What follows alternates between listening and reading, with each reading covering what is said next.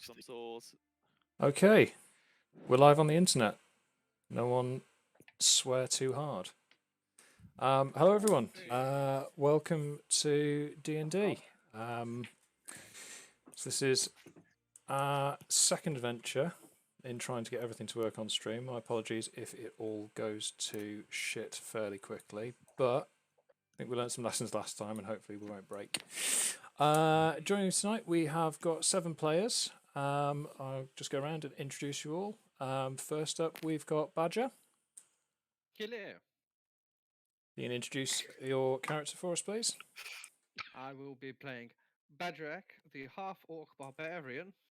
That is, well, bit dim. Excellent. And then we've got M. Yeah, I'm playing a character called Faix, who's a changeling blood hunter. Excellent. Next up, we've got Lacey.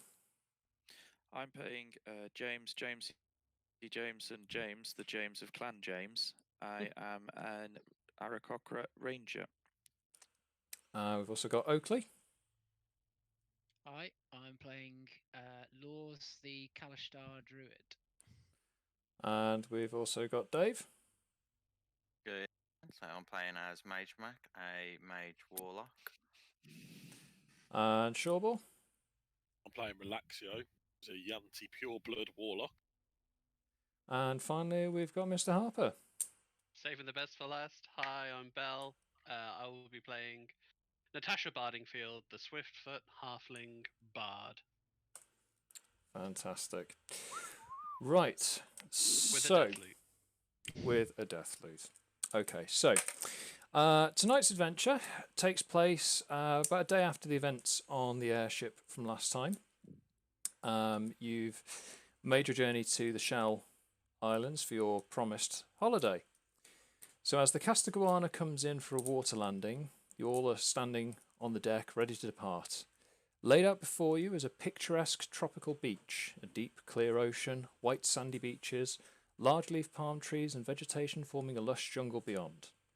Rising away from you in the distance, beyond a series of growing hills, a volcanic peak thrusts towards the sky. White-grey smoke billows out, mixing gently into the low clouds circling its crown.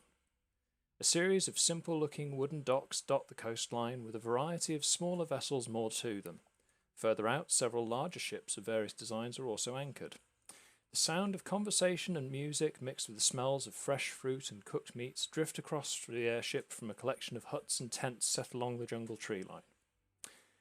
As you disembark and walk along the dock, you are met with...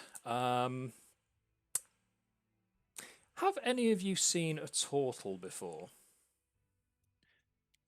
No, is it? Don't believe so. Is that a lawyer turtle? It's just a humanoid turtle that walks, basically. Yeah. So Just a what you're greeted with is basically several slightly shorter than human height bipedal turtles who are just handing out flower garlands. So you're on about the old guy from Kung Fu Panda, right? Pretty much, Yes, yeah. actually. Think Master Oogway. Let's get some island music on. Let's. I'm so excited. Yeah. Oh, necklace. There we go. God damn it! I should have put him in a pina colada. Oh, About the only time I'm going to get laid in this fucking campaign. and apparently it doesn't want to play the island You're a music. bard. You're going to get laid all the time. Hell yeah, It's like- I am. Just That's get like those your bagpipes, thing. though. I mean, I could sever the member of the next thing we kill if you'd like. Well, that is frustrating. Well, that's grim. The island music I had lined up doesn't want to work. Boo. I know, I'm Boo. sorry. If you can just imagine, Damn you, like, groovy. imagine some ukulele stuff going on in the background. Cool. I Okay. can do it. Natasha, Come on, play some Natasha. ukuleles. I don't have a ukulele. I have a We'll lute. play your harp then. I have Ah. I have some pan flutes. Close enough. As you get to the end of the dock, you can see that sort of standing apart from the others is a fairly elderly-looking turtle with quite sort of like a greyish hide. Their shell is sort of this deep. the ridges are the recesses are quite deep olive, and the sort of higher surfaces are quite sort of sun bleached white. They've got little, very quite short blue claws, and they're wearing a blue and white robe and leaning quite heavily on a staff. And as the various guests start arriving, they look up to you and go, "Greetings, honoured guests, and welcome to the Shell Islands. I am Olo, village elder and your humble host for the duration of this festival. As participants in the trials of King Domu, we freely share our food and drink with you. We encourage competition between trial participants, but please know that any acts of violence will not be tolerated. Now, please, make yourselves at home. Your accommodations have been set up at the far end of the beach. Tonight, we will be holding the first of our 3 celebration bonfires, recounting the legend of King Domu, and you are all encouraged to join us." I've just got it. Shell Island. Brilliant. Oh my god. Jeez. Because they're What's turtles. he on about? What trials was he on about us taking part on? What? I was going I'm good with this. trial participants. Oh What's, no, what's James. that about? James just fell in the water. Goodbye, James. Quick, someone save him. I'll take my foot off his head in a minute. Right, what? But yeah, trial participants. What's that all about, Must be something we're watching on our holiday. Mr. What Tortle, is- sir? What's all Isn't this? his name Olo? First of all, you can dispense with the sir.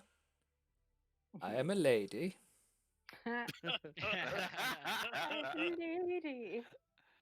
It's quite all right. It's very difficult to tell turtles apart. I know that you soft skins tend to have an easier defining gender setup, what with the lumps. Or lack thereof, Lovely Yeah. lady lumps. Boom. or indeed their Check it out. geographical location. But yes, the trial.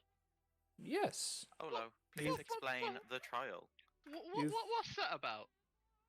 Well, I assume that you'll be arriving here to take part in the trials of King Domu. It is an annual celebration we hold here on the island to respect and honour our first king.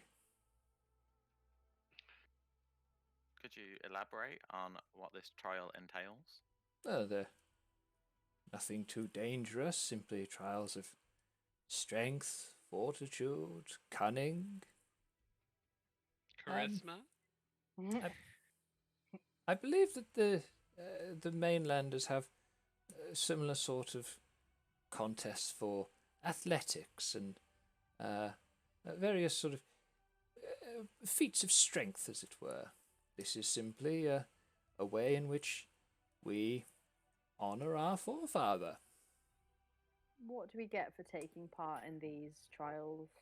Well, all trial participants are free to make use of any of the facilities here. We have plentiful food, plentiful drink, and all trial do like- participants I do like ale. are encouraged to take their fill of what we can offer. But if we win, or if somebody wins, do they get an extra prize? There's no prize as such. You will receive the island's blessing and our favour, but there is no monetary prize for this. This is simply for the honour of your clan or for your team. When do So these do we- trials take place? Now, The trials begin tomorrow morning. Today is simply to allow our guests time to settle in and acclimate and prepare themselves mentally and physically for the trials. I'm gonna go help myself to the food and drink then. So, if we're not participating in the trials, can we have your plentiful food and plentiful drink? Oh no, you'll be escorted off the island immediately. At Right, which and point, is there any at which chance point, of death two in this quite trial? two quite large turtles with sort of spiky shells start shuffling forward, carrying spears. Is there any chance Wow. of death from these trials? Are they dangerous? Oh well, they are certainly physically demanding and testing, and we have had participants in the past suffer minor injuries or fall to exhaustion, but in the past 200 years, we've not had a single death. Right. So, Physically demanding, great. I'm now getting fucking scared. Oh, fuck. Fuck. I mean, I've already resigned to the fact that I'm at the bar eating the food and drink, so. Yeah, so you've Wow. already wandered over into like the main the main sort of like festival village area. So in the centre is so just beyond the dock, the beach is lined with stalls offering various foods and drinks. There's a couple of stands selling souvenir items. In the centre of this sort of marketplace, several of the turtles are gathering and stacking dry wood into this large sort of bonfire arrangement, and you can see further beyond the sort of marketplace area are a series of large tents set back from the tide line more towards the trees. Even from here, you can see that some of them have got these sort of simple tribal emblems on, but the majority are just plain canvas set up, and you can see individuals of various races, genders, heights, sizes, colours, weights going sort of back and forth, either bringing belongings in, meeting with friends, heading into the main sort of village area. Bagerac, you have managed to find your way to a cocktail stand. Excellent. You're the first one there, We do. largely because everyone else seems to be getting their belongings set up. But behind the I don't really have many belongings, just axes. behind the counter, you can see a very obviously female, based on body shape and hair length, humanoid but not human. They've got sort of like blue-green skin, and their hair is like sort of seaweed green colour, and they've got little red flowers woven into it, and they're wearing just like a fairly plain kind of like toga dress sort of thing. And as you approach, they turn around and say to you, "Ah, welcome, fair traveller. Dost thou requireth a drink?" Yeah, they're all free, right? "Certainly. These drinks doth be free, FFF. Yeah, what? I'm sorry. I'm afraid yeah, my common is not of the highest standard, Eth. I did learn it from several old volumes, Eth. Thou Well- verily doth thee? What creature is this? Do we know? Make me a. Oh, let's see. Just make me I don't have any general. got my dice out. Make me an intelligence check, Oh. please. Well, Yes. What intelligence? Just a moment, sir. Just a straight someone intelligence. wasn't very intelligent. and Just a forgot straight their intelligence check that may allow you to go Look. back in time and get your dice ready. Can I And just the- ask that? Why she's doing that? Can I ask? I'll have a large out and can ask. Are you participating in these trials too? No, kind sir, I am merely here to provide libations for thee and thou and thy friends, Eth. So you live here all the time? Sometimes here, sometimes below thine ocean, that thou doth see over there. You say intelligence? Yes, yep. 8. Yep, that's definitely a blue human. Okay. How could you breathe air and water? Weird. Oh, my people, we are doth the Tritons. We are of both the ocean and of the land. So a triton then, or whatever that is. Yes, my name is Kami. Great. Come again? Cav, what? Can we Certainly. have more ale? And she like pulls up two, basically just two coconut shells on stems, and provides you with kind of like a sort of very reddish looking liquid, and you taste it. It tastes like beer but looks like wine, but you can't explain why. You're just happy that it is definitely strongly alcoholic. Great.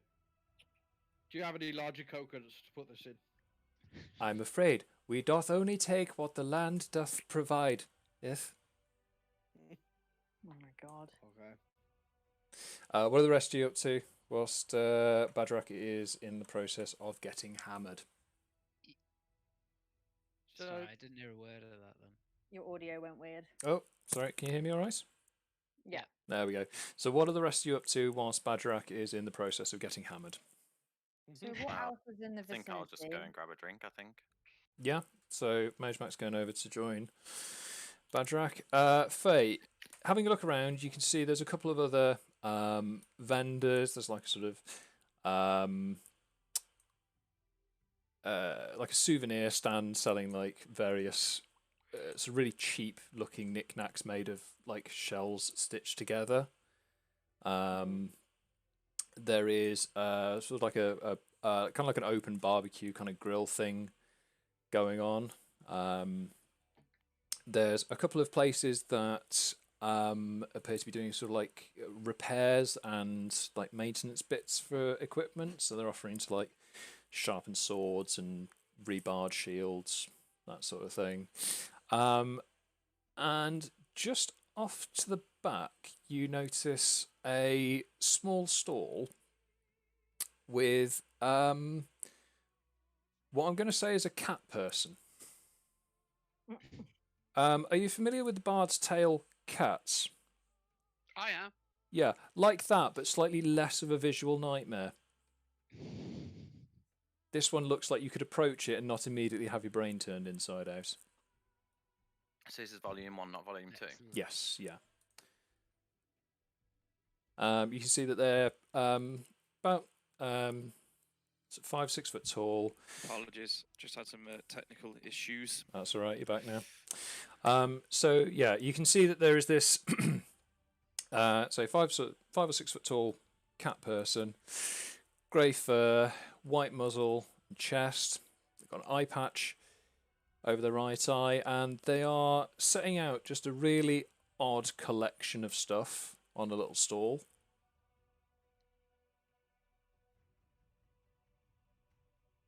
Okay. So that's what else you've got in the village. I'm gonna go get some food while these guys are doing whatever. I'll get a drink.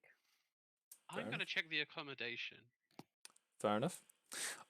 So accommodation wise, you head over towards this campsite area, and you met with a slightly kind of burly looking Tortle.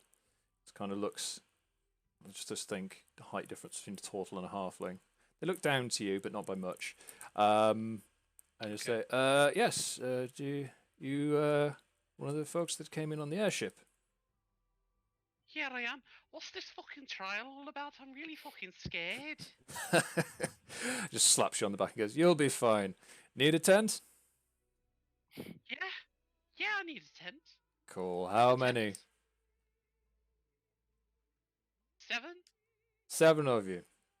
We'll put you in one of the larger ones, and they guide you through and show you that there is a decently sized tent with a couple of like low-level cots in there to bed down on. We have But to share accommodation. Share. hey, we've only got so much space on the beach, man. And you get more beach. Well, we could, but then they're going to be like walking for days to get back to us. Sounds like a Alright, you problem. alright. Fair enough. Alright, alright.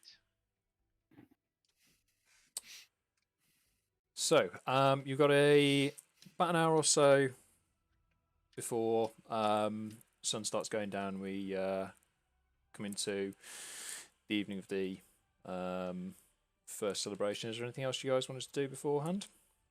Is there any chance I could have a stroll around, see if I can see any of the games that are being set up or trials? Make me an investigation check. I will say... Actually, first of all, make me a constitution check. I want to see how drunk you are. So, is that just C, Constitution? Just constitution.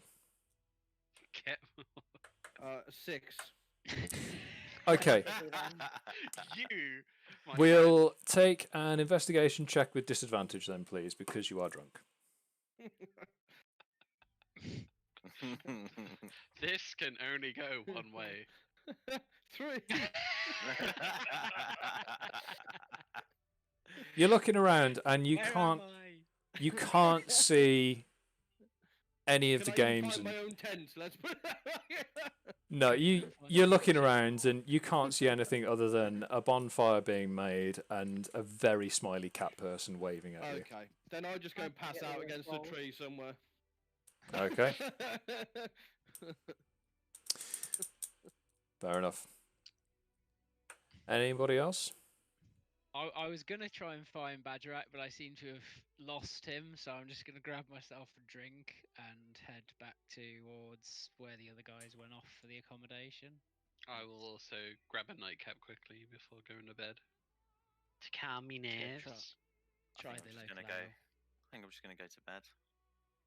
Fair Barney. enough. Sort out the trials following, ain't we? So Fair enough. So, those of you who are turning in haven't seen that the bonfire is now being lit. And as you're trying to get some sort of semblance of sleep, you hear music starting up from the campsite. dun dun dun dun dun. Which point the sound of drums starts rumbling through. Oh, that's ruddy mysterious. Ruddy mysterious. And you hear one of the announcers say, the first bonfire ceremony will be beginning shortly. Anyone who's coming, come stand around. We've got dances, we've got music, we've got the legends of King Domu himself, told by our performers. I'm quite partial to a bit of fire, so I'll go. Is this still the evening? yeah. I was tracked.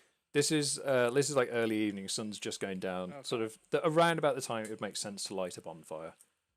Okay. I'm gonna go take a You look went at to this bed bonfire. early.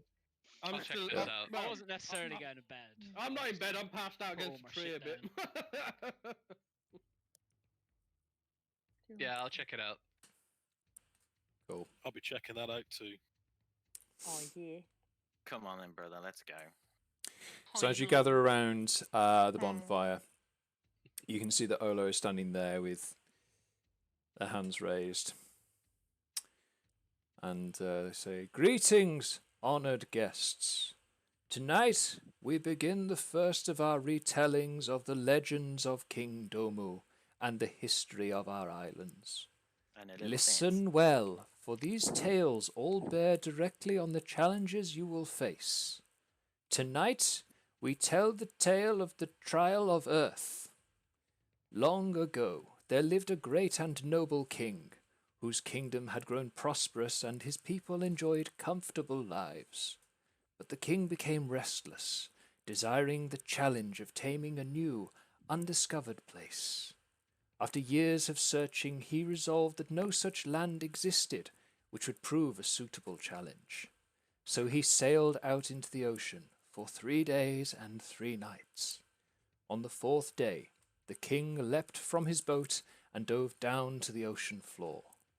He took hold of the seabed itself, and with a mighty heave raised these islands from the sea. The elements of earth, impressed with his strength, brought forth the trees and fruit for him to eat. The lush forests grew bountiful with game to hunt.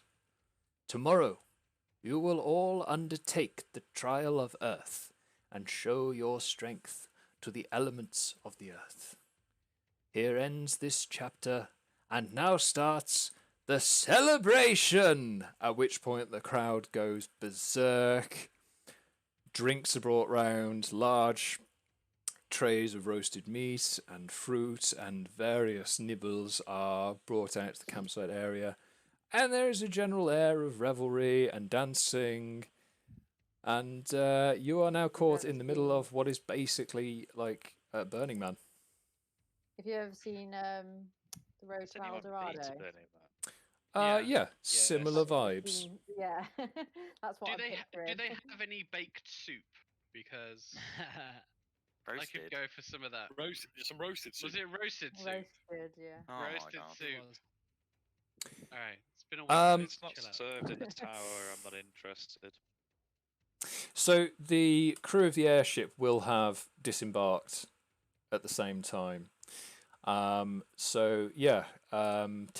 from the ship's galley will have been sort of, going around the various vendors and sort of offering his culinary skills. Whilst there is no roast soup, he does seem very proud of his new baked fruit salad. Great. I am having one of those. I can't wait to try it on the way home. Oh dear. Does that mean that the woman's still rocking about? Which woman, sorry? That would be Olo. Cream. No. The wood elf? Where's the name gone? The engineer, wasn't it? No. Or is that the- Commodore? Commodore Heron. There we go. Commodore 64. You're looking around as distinctive as Blue Commodore. hair. Yeah, as distinctive as the Commodore's appearance is, you don't see her anywhere at this party. Interesting. Is there anybody that we recognize from the ship? Apart from Tessith? Like either the captain of the ship. But the only person you can see is Chief Engineer Gearspinner, who is over the far side of the fire, and he seems to be in discussion with the cat person from the stall earlier. Can I see any weird goings on in the background? So as if this sort of celebration and dance is all like a distraction technique. Yeah, certainly make an investigation check. Trying a different dice this time because it went terribly last time. That's it. Blame the tools. Oh well, it's better. Definitely better. Investigation. Yep. That would be 17. Okay. Ooh, that is better. So you start having a look around the campsite. You don't see anything untoward. It's about what as it is. it is what it is. There doesn't appear to be any sort of facade or anything. Just make me a strength saving throw, please. Oh, cool. Don't mind if I do. Oh, fucking hell. That one. Yeah. Hey. I have got +3 though, so 4. 4. Okay. You basically get knocked into the sand by as you look up. You can just see that there is this shirtless, very muscular human with long blonde hair, wearing they're like I don't know exactly if there is a concept of board shorts in this universe, but what you see is a pair of trousers that inexplicably end just below the knees. Can I jump up and scream at him, fucking watch where you're going, and then sort of storm off towards the sea sulkily? As you do, they just shout after you, "Watch where you're going, nerd!" And they turn around, and you can see that they're flanked by an orc, a couple of other figures there as well, and they all start sort of laughing. The orc slaps them on the back and goes, "Funny." Can I walk over to him and shake his hand and say, "Oh, my apologies," and then as I shake his hand, my eyes flash red. Oh no. Oh yeah. Oh gee, Willy Whiskers. Yeah, And then if you could just describe him again to him for me, that'd be great. yeah. I have no idea what he looks like. Like Brad Pitt with shorts on. From Troy. I'll copy paste you the full description. But as you go to shake his hand, he's like, "Yeah, know your place, freak." And they just kind of let go of the handshake and just sort of push your hand away, and they just sort of walk off, muttering to one another. How rude. The disrespect. I've labelled Are him any of us douchebag close island enough to guy. see this? I wouldn't have thought so, no, because Faye went off investigating by herself. I want to go up to Gear Spinner and Cat Person, Mhm. Mr. Catface. Mr. And Catface. I'll give him a piece of my mind. So I stride on over and I'm like, did you fucking know they was putting this in this fucking trial tomorrow? Trial of strength? Look at me! Got as much strength as a fucking dead book. Which Did point you know they was the putting us up to this?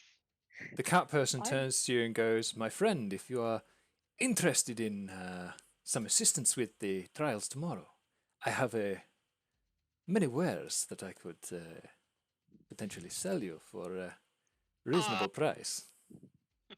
Where do I know this accent from? It sounds like the guy from Aladdin. Also, What it you is a got? little bit The Antonio storyteller. Banderas as well in Puss in What you Boots. got for me?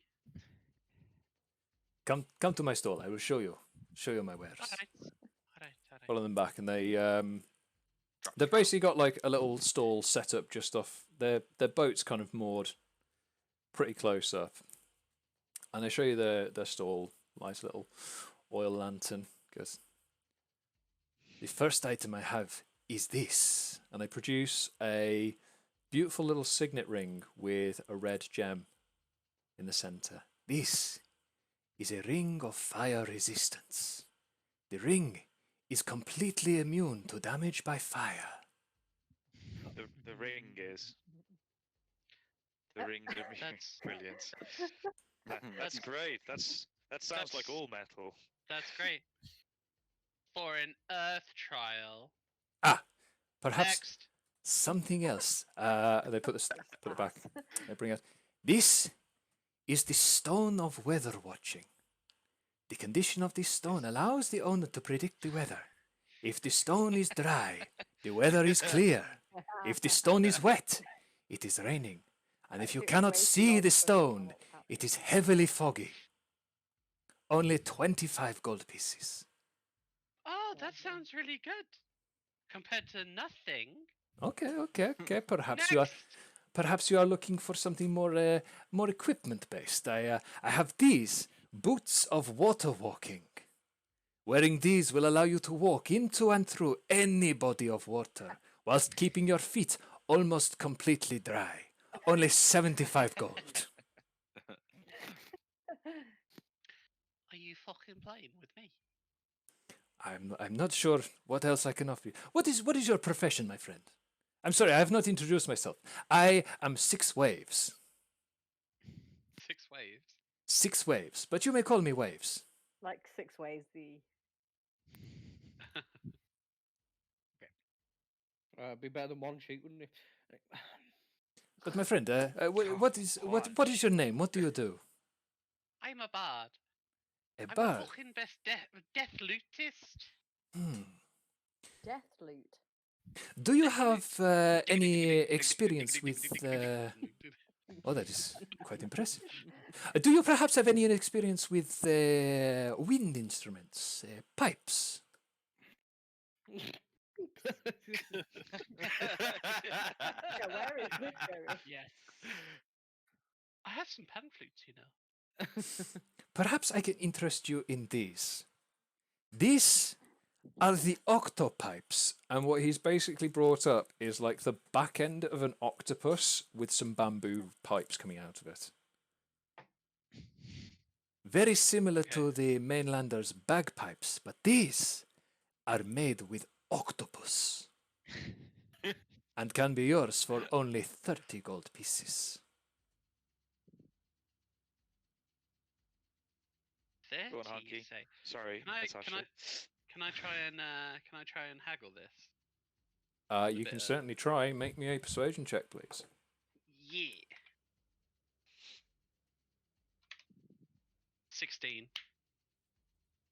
I see you are a man of distinction. Very well. Come on. For you, my friend, 25 gold pieces. What are you buying? The octo flute? The octopipes. Octopipes. I know them Ocarina? well. They're a cultural cousin of the bagpipes, of which I am proficient in. So I think I should be able to play them.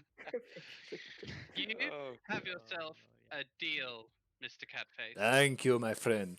So they take the gold off you, and they hand you, and it gives like this sort of sad kind of whine as the air sort of let out of the, I'm going to say, bag of the octopus as they pass it across to you. Excellent. I'll just cool. Wonderful. Mind if I give it a little play? By all means, you have certainly purchased this. Wonderful. And so I play. Do I need to do like a performance check or anything? You do? Lovely. And just as it happens, thunder erupts from the air.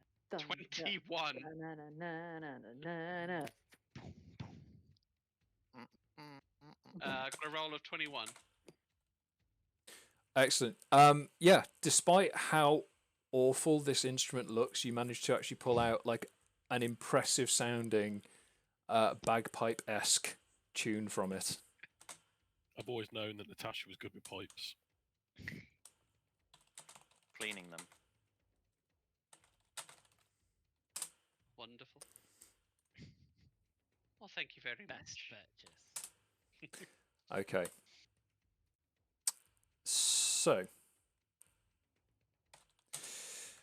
2 seconds. There we go. Okay, so as the evening comes to a close, you all start to turn in. Faye, as you're heading back to your tent, one of the guards pulls you over, and it's kind of this quite surly, dark-skinned, dark-shelled Tortle, and they appear to be chewing on like a root of some description. They're looking at. I see you had some trouble with the wave riders. Sorry. Fucking wave rider. Yeah. Yes. Yeah. They're basically a bunch of dicks. None of the I got guards that here vibe. like them, but I'll be honest, none of us can really do anything about that. They're just as entitled to enter the trial. Do they live here, or are they guests as well? No, they.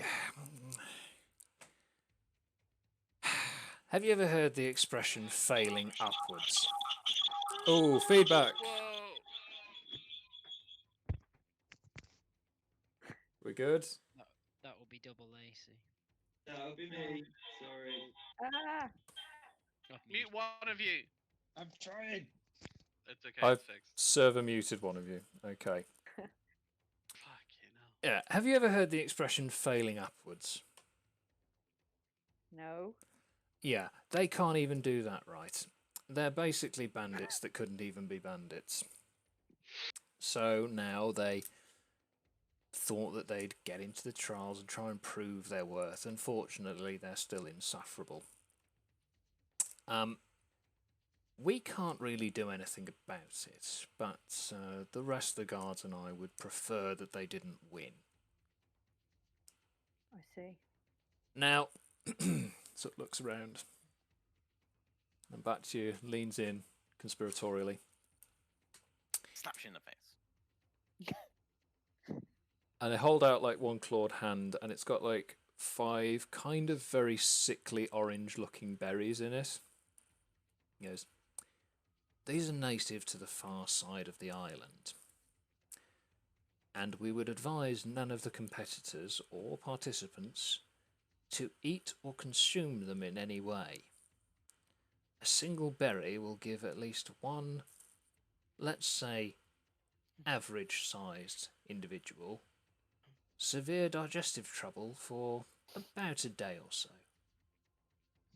I see. Now, I'm just going to put these berries down on the floor to make sure that they are away from the food and no one eats them.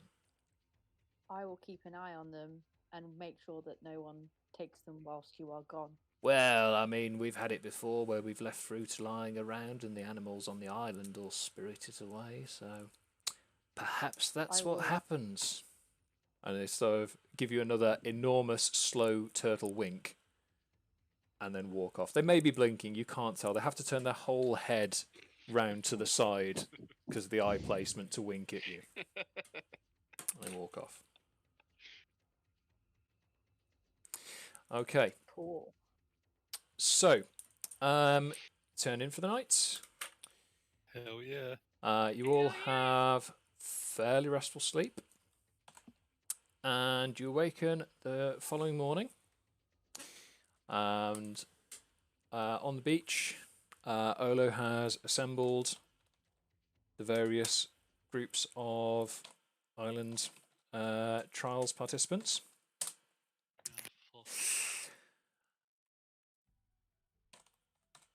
What are you guys doing? Is that the weakest link? What? No, never mind. Carry on. That's you, Natasha. It's it. I go and try and find Bagerac.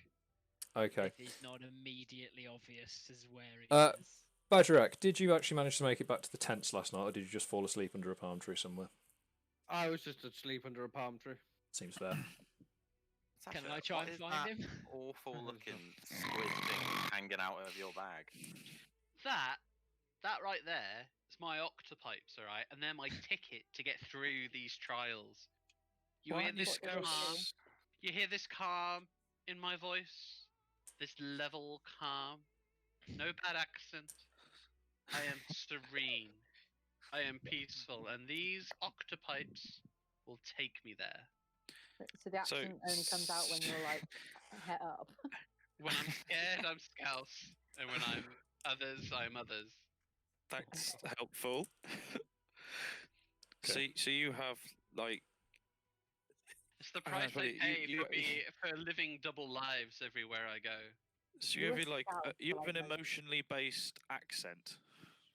Yes, I am a bard mood ring. You were literally scouse for the entire session last time. Yeah. I was fucking petrified. I was up in the air.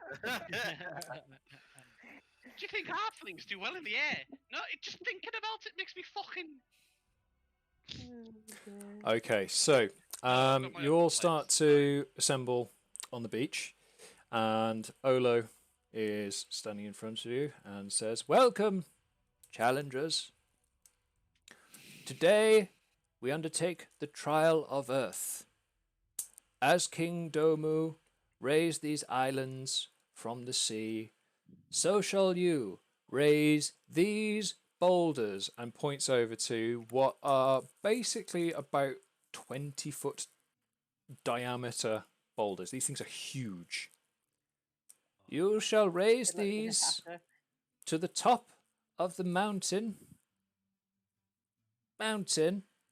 Due to some seismic activity, the height has been somewhat reduced, but the ceremony still applies. I feel terrible wearing my thong.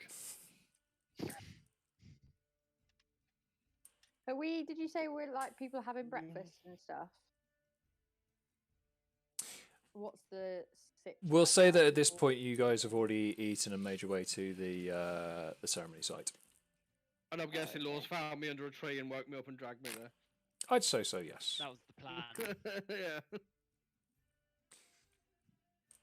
Your test shall begin in 5 minutes.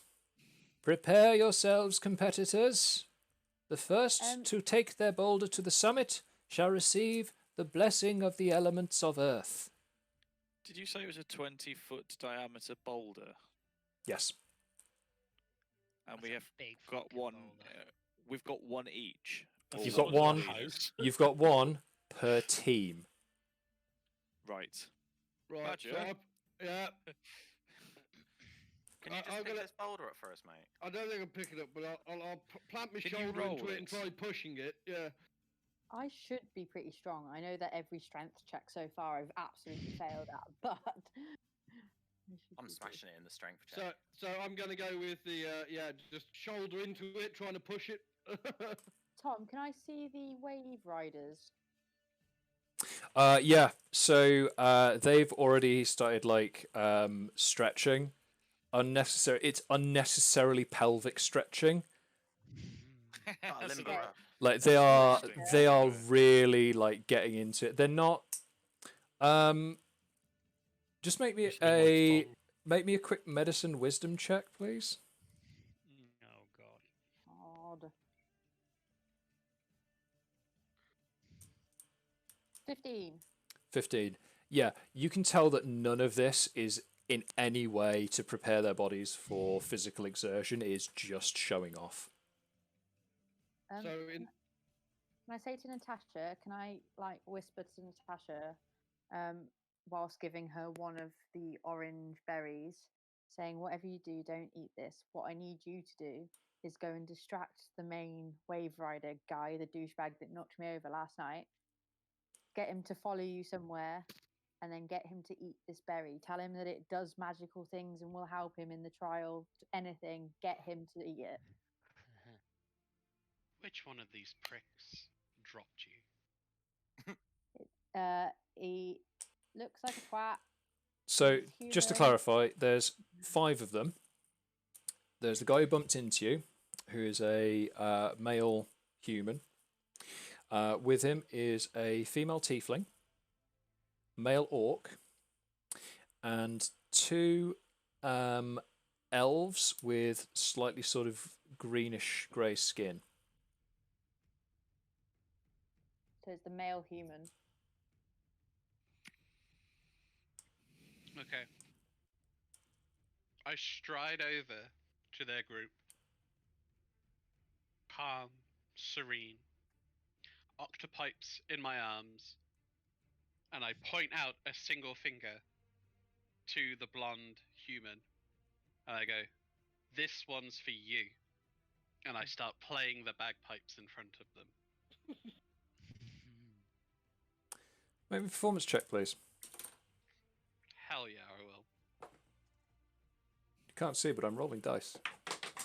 Off the table. I don't think I've ever seen him underperform, 11. except today.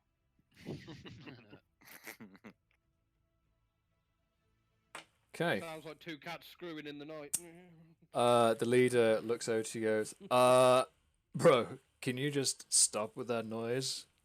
That's So like... I play them again. Harder. I will... Maintaining eye contact. Aggressive eye contact. Play them louder. At which Another point... performance check. I need you to get him away from the group, though. Yeah, I know. I'm working on it. I'm just really intrigued to see. They're starting to like... They're starting to cover their ears, and he looks and goes, "Oh, Gorham, just take care of this." And the orc strides over and just puts like a finger into one of the ends of the pipes, and the noise just stops dead. And I say, wait! I've got something. Huh? The orc just kind of looks a little bit confused at this point. Spare me, oh wonderful leader of this band of merry men. Ugh. Which point the male just go, the human just goes, "I'm listening," and you see the tiefling woman just lean over and goes, "Can you believe what she's wearing?" And the 2 elves are just sort of laughing at each other.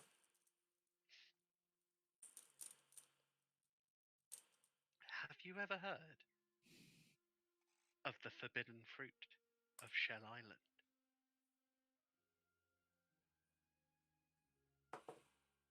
Knew I picked the right person.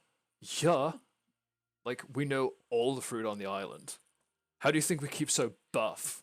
Ha! And they just start flexing unnecessarily. All of them are flexing at this point. Like, they take their cue from the leader. He poses, the rest of them all start joining in. Even the 2 elves have stopped giggling long enough to jump into the act. I've just got an. God, image of that's what the very game could. impressive. Are you? That's very impressive. Yeah. I was going to say, are you familiar with the works of noted poet Akira Toriyama and his tale of the Ginyu Force? It's yeah. Maybe somewhat familiar, yes. Yeah. It's that level. It's that level of unnecessary synchronized It was flexing. a sonnet, wasn't it? Yes. Okay. So I applaud, and I'm like, oh, that's very impressive. Ooh, you make a halfling's heart just do something. Sure. Of course we do. So you know that this fruit makes you super strong. Yeah, but like, why would we need it? I mean, look at us. And they start flexing again. You could pick that up by yourself as the leader. Perhaps even become the next Tortle King, the first human Tortle King. You ever think about that? Make me a deception check. Deception. Oh shit. Oh god. 18. Nice. Big money. Then they go, all right, pretty little thing. I'm listening. I hide the vomit in my mouth and carry on. So with just this one teensy little berry, Sure. you could be the next king. There wouldn't be just that golden hair on your head, there'd be an actual golden crown, dude. Oh, yeah. That sounds like So pretty, go on, just try it, just try it. Try it. pretty rad. Okay, take the berry. Oh, guys, I can totally feel like way buffer. Ha! Flex with me, my bros. Flex with me. And they all again. Just it's almost like they're remedial. They're just all flexing at the same time now. Oh, great. We've be totally there. got this. You got this. I'm gonna be over here. Okay. Away from the So- splash zone. So at this point, are we starting to try and push this boulder? Yeah. Because So, trials now I've been started. half I tired, need- half hungover walking towards Yeah. it. I need all of you to make a strength check as a group. God. You're looking Okay. to beat. You're looking for at least half of you to be successful.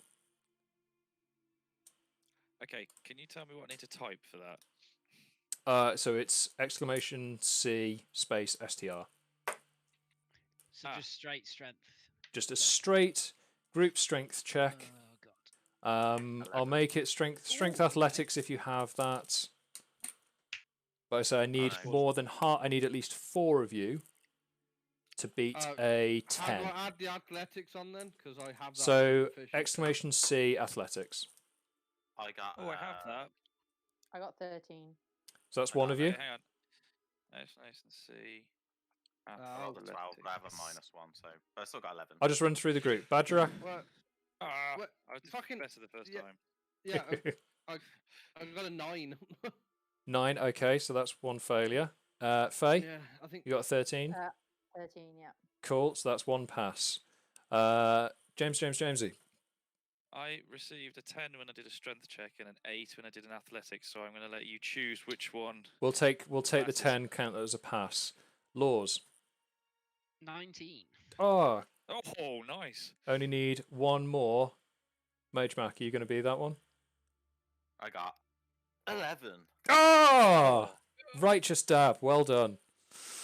Okay, so you guys managed to heave the rock up the first section of the incline. As you Alright, get how many past of these it, are there you are told by one of the turtles, well done, you've made it to the first marker. 2 more to go.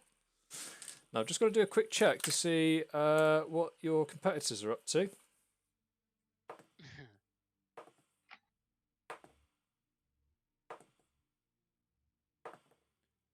They are hot on your heels. Cool. Is it worthwhile someone perhaps naming no names, flying somewhere, and then flying as much sand into their face as I possibly can?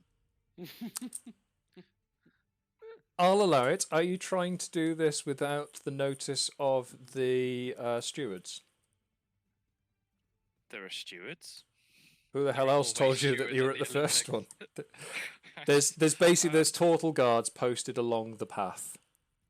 In which case, I'm going to tie a rope, as in the rope I've got, around me and the boulder, and I'm just going to sort of fly in a big circle that happens to like blast sand at my competitors.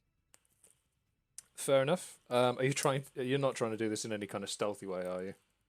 I'm trying to make it look like I'm trying to pull the boulder by flapping my wings. I see.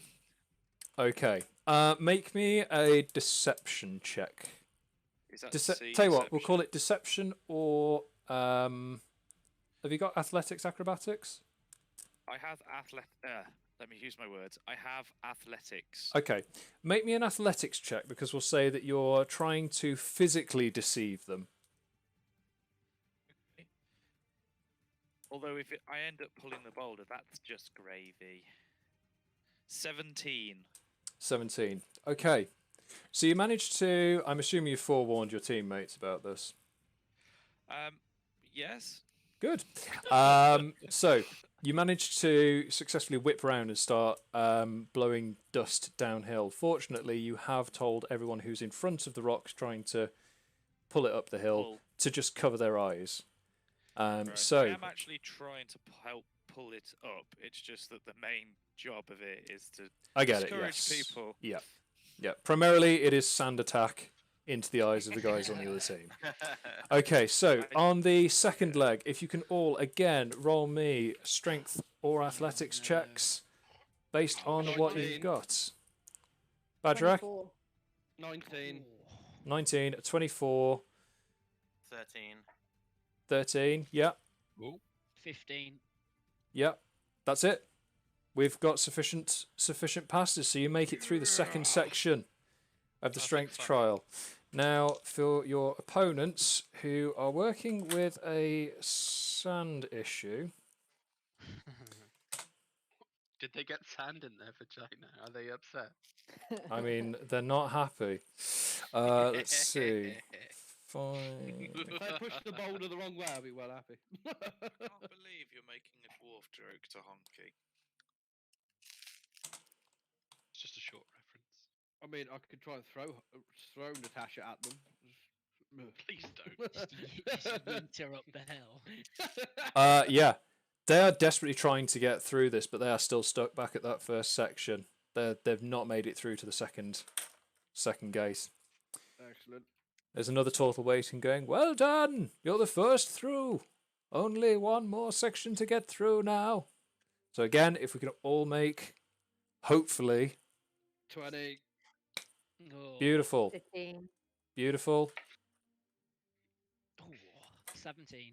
13. Beautiful. Beautiful. 21. Yeah. Fat 0. I didn't even get to roll. Doesn't matter. It's a. We are You've smashing this. you've We've done got enough. 0. So you managed. 0. He literally pushes the boulder and falls over. Oh, shit. In my head, he's actually rolled down the hill and hit the other competitors. He's actually gone the other side and started pushing back. So as you make it to the top of the hill, you finally get this huge boulder onto a flat point, and there's a cheering from assembled spectators. A couple of Tortle guards walk in with additional spears to kind of like just prop it up and stop it from barreling back down the hill and just secure it in place. And Urlo's standing there leaning on her staff and says, "Congratulations, you have succeeded at the trial of Earth. Now receive the blessing of the elements of Earth." And she just sort of grabs a small pebble off the floor and just whispers something to it you can't quite make out, and then proceeds to touch it against each of your foreheads in turn. and you feel like a slight, almost like a sense of warmth, like someone's just sort of, literally like someone has just pressed a finger into their head for 30 seconds and then taken it away. Now, let us wait for the other competitors to finish, and we shall then return to the village and prepare for tonight's celebrations. Now, after about 40 minutes, Lacey, Olo could you, starts to look mute a little Harper while bit... you're eating, please, mate? Olo starts to get a little bit concerned and goes, "We should probably return, and we'll let the stewards just see what's going on." As you make your way back down the hill, you can see the orc is just kind of braced up against the rock. The two elves are once again incensed with laughter. The tiefling is just kind of rubbing the back of the human, who is just leaning over and vomiting into a bush. And it's like, "Huh, I don't know what's wrong with me, dude. Whether it's like it's an altitude or a humidity." It's Can like, I go over to him? yeah. And say, No. dude, I know what's wrong. I had it too earlier. It's the food. I've got something that will help you, and get him to follow me. I'm going to go with, because this seems like a trap.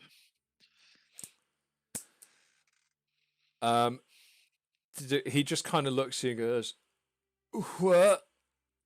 and faints into the ground. Don't worry, guys. We'll look after him. We'll take him. We'll make sure he's okay.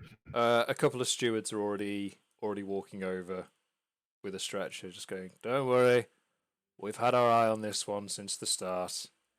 The idiot's looked peaky. He probably ate some berries he wasn't supposed to." Oh, that's that's the thing. Once they're out of view, can I go behind a tree and change my appearance, please? Yeah, you certainly can. Shock just horror. I would like to look like a blonde surfer dude. Okay. Yeah, shit. Oh. Nothing good can come of this. Everything good can come of this. Fair enough. So, Are we you... aware of what's going on here? Faye, just make me a stealth check.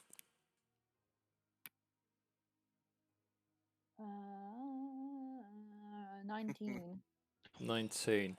Magemak, what is your passive perception? +5. Oh, I've got charisma perception. There's a passive perception stat in the bottom left corner of your sheet.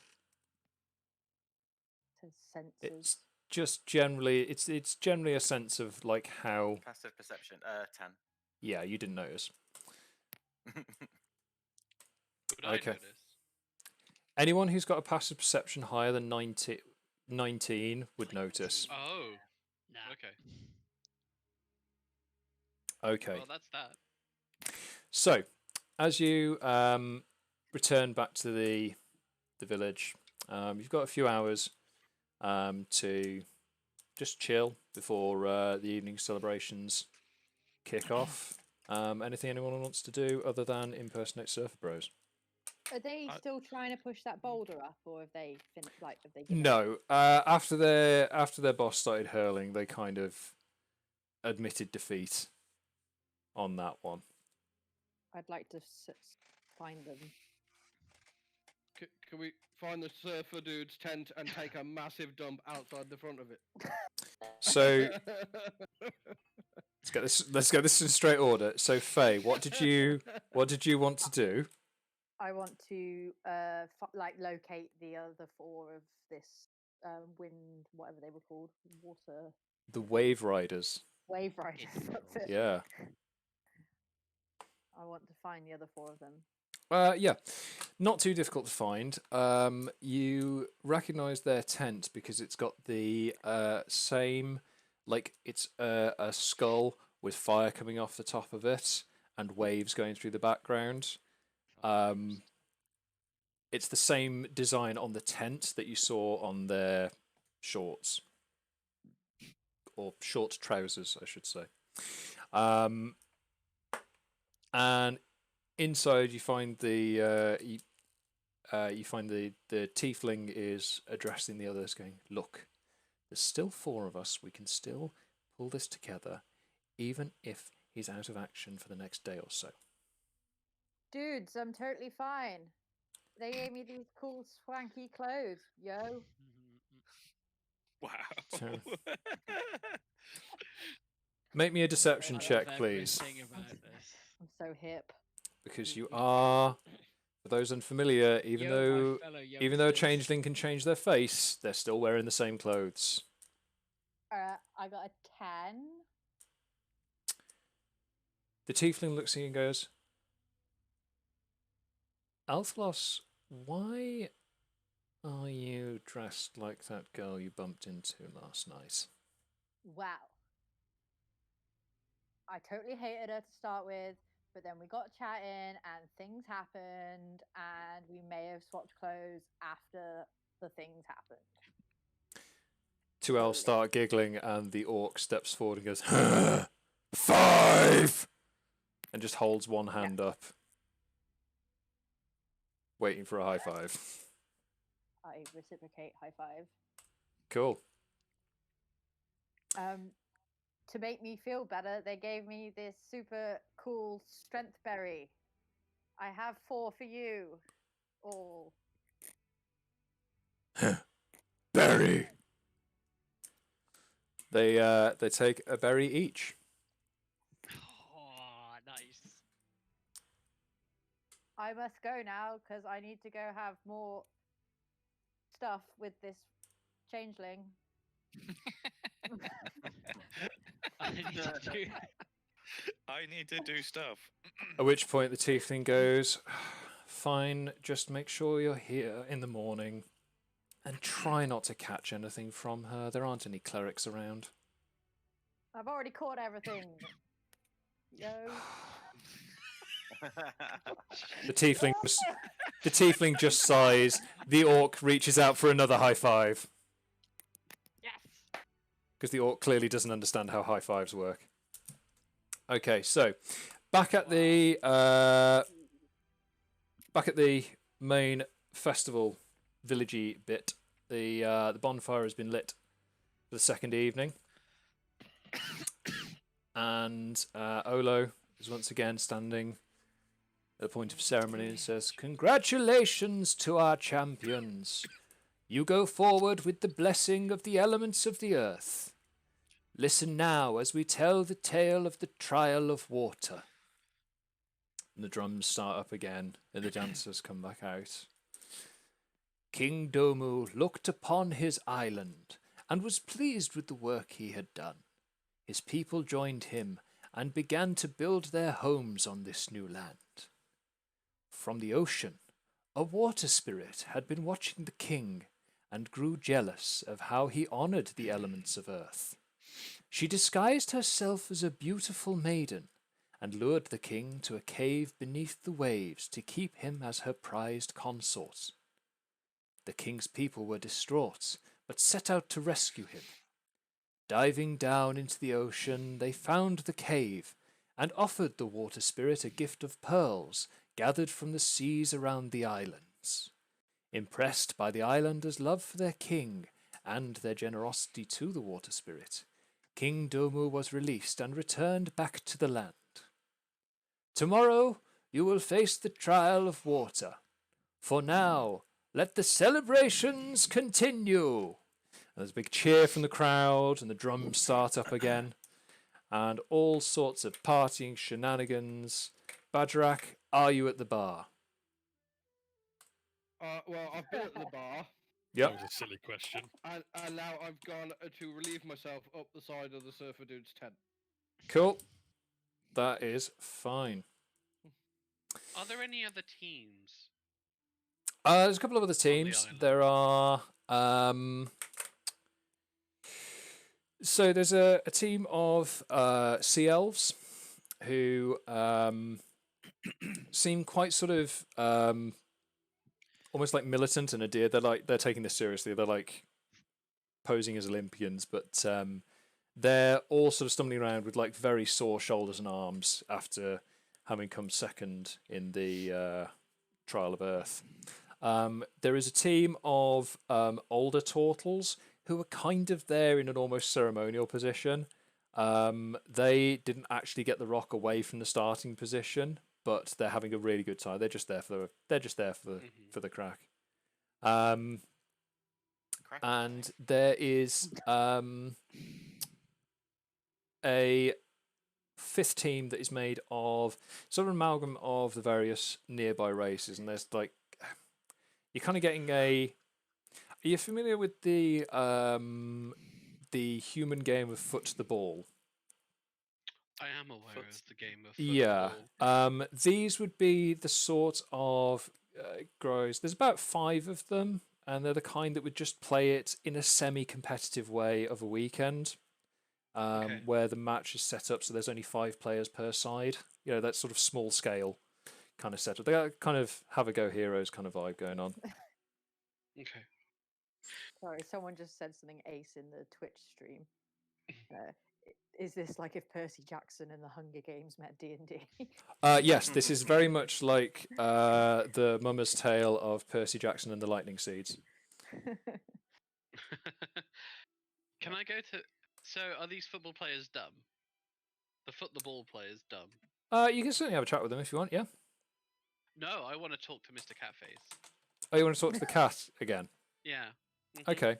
So yeah, Six Waves is sort of just chilling by the fire. It's got a drink in hand. He goes, "Ah, my friend, how can I help you? You care to purchase anything for tomorrow's trials?" My friend, my feline friend. The boots of water walking. It wasn't water walking, was it? No, they're boots that you could walk in through any body of water and keep your feet mildly dry. Yeah, the boots of water walking. Ah, I see you're interested. Well, considering that tomorrow is the trial of water, there would be 80 gold pieces. 80? 80 gold pieces, my friend. Huh. What if I traded you my pan flutes for the boots of water walking?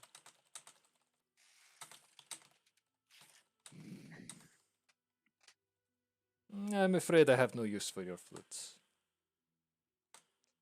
Okay. Is it not some sort of magical flute? Then I shall bid you adieu. Clearly, you don't want to sell these boots to me for whatever reason, so I'll just walk right now. And how much for a trade for a magic bean? I have no use for magic beans. I am not a child anymore, my friend. So yeah, I'll leave that. I'm going to say at this point, I've been back to the tent, got my shield, just gone up to the catering tray and just emptied it onto my shield and walked to the fire. Fair enough. So, you all have a nice hearty meal and party of the evening and turn in for the night. So, sun goes down, party dies off. Following morning, you awake in your tent, ready to go for the day. What's everyone doing? We'll just go around the group first of all. Bagerac, did you actually make it back to the tent last night, or were we palm treeing again? I did. No, I did this time. I made it to the tent. Excellent. Faye, you make it back to the tent?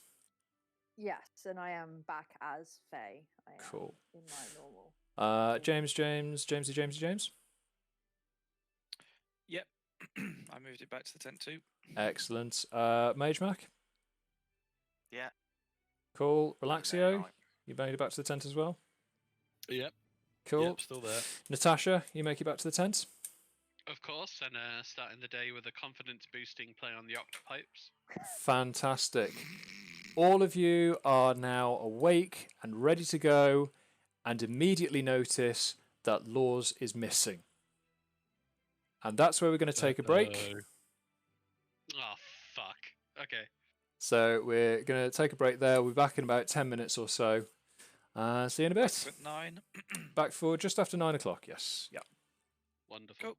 Cool. In a bit.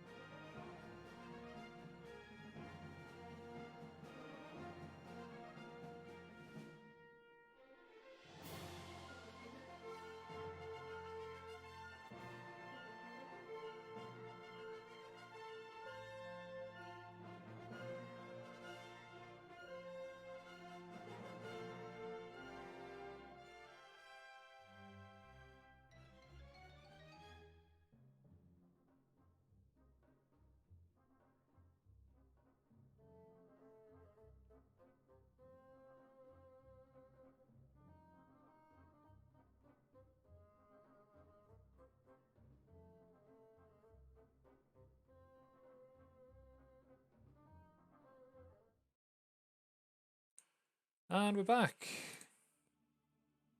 Quick hello to everyone in chat that's turned up. Nice to see you. Right. Oi, oi. Hello. So,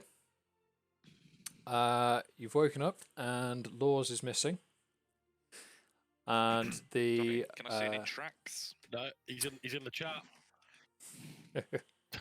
Joking. I told you he's a druid. He's probably off chasing tail, isn't he? Literal.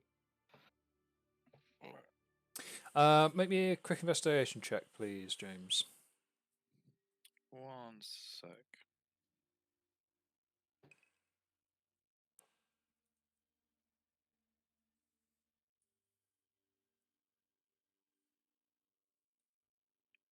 Ah, 3. Yeah, you see I no struggle tracks. to find my way out of the pit. You aren't entirely sure you have feet. Okay. Well, I don't, in fairness. I'm a Aarakocra. I've got talents. Yeah, he's the giant tech chicken. Anyway. Who Okay, saw him so- last? I haven't seen him since we pushed the boulder. I haven't either. I turned in. I was pretty hammered though. hungover. Yeah, I haven't seen him. Ah, damn it. I didn't see him because I was proper stoned. He didn't get a hold of one of those berries, did he? As you're talking amongst yourselves, you hear the announcer say, "The trial of water is about to begin. Please assemble at the beach." Okay. He wasn't So- very I need useful my in the boulder speedos. trial anyway, so we'll be Could- fine without him. Could I I'm ask still in one of my the speedos. guards on the way to the beach if they've seen our companion? One of the Tortle guards leans and goes, "Oh, don't worry. I'm sure he'll be fine." Oh my god, it's Harry Potter! They put him at the bottom of the lake. It's your right! Oh my! It just suddenly, I was like, So, Okay. as you assemble at the Good job you beach, didn't buy them shoes now, ain't it, Natasha? Olo is standing there welcoming the groups. The Sea Elves have arrived and a one-man short. The team of Tortles and the five-a-side team are both there again. One person short. One of the Tortles is actually fishing whilst they're waiting for everything to kick off. Conspicuously absent are the Wave Riders, who don't appear to have made it to the assembly point. We don't That seem is to have strange. all of the competitors today, guys. lol, lol, lol, lol. So, Should certainly make things easier. Probably what they're doing. They're turning into Murlocs.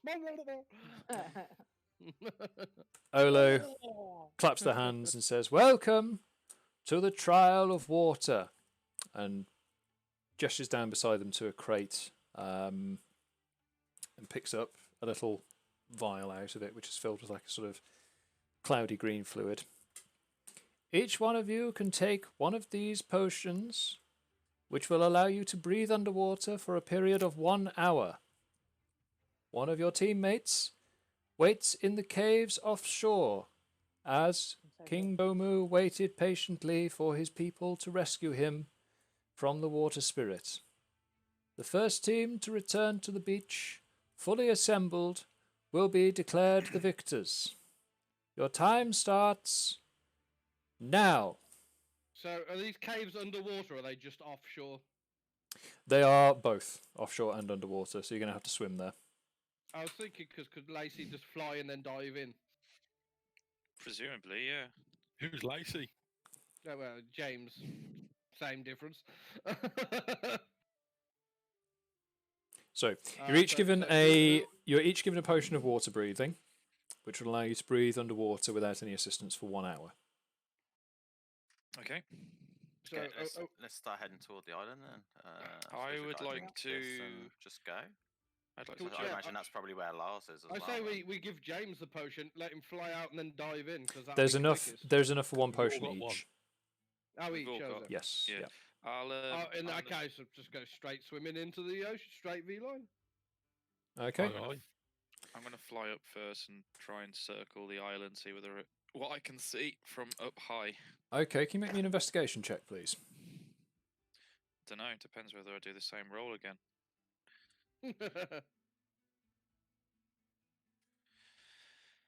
Oh, fuck off.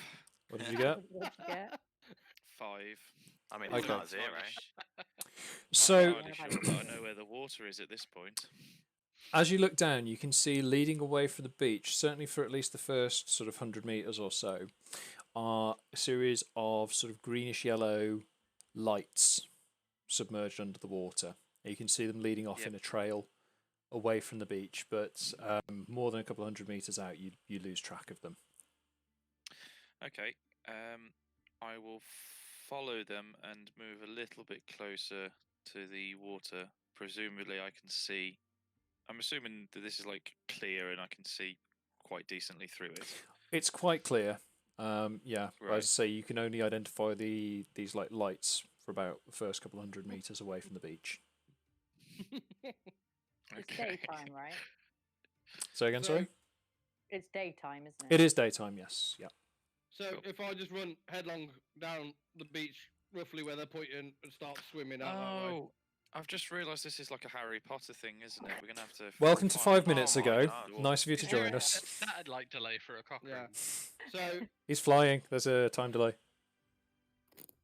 Understandable. Airplane are we- frequencies. do we have to do any checks or anything to see how far we're moving, or If just- you're Have we already been given any other information about like how far away it is, like anything that we can use strategically, like, or we just diving in? all you've been told is that one of your teammates has been taken to an underwater cave, and you've got a potion of water breathing that will give you 1 hour of breathing underwater.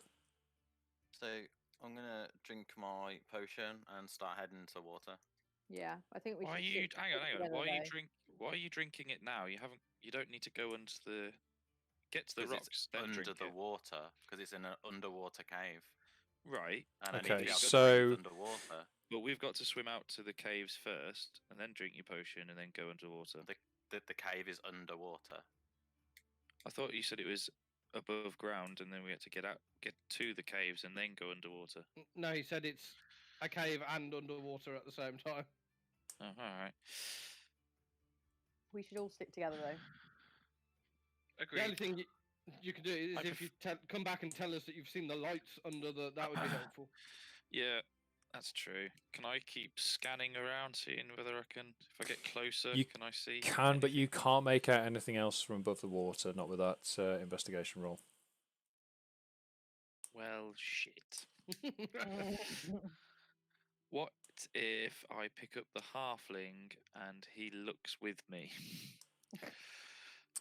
Natasha, whereabouts are you whilst James is flying over the water? Have you already downed your potion? Probably flapping. I haven't down my potion yet.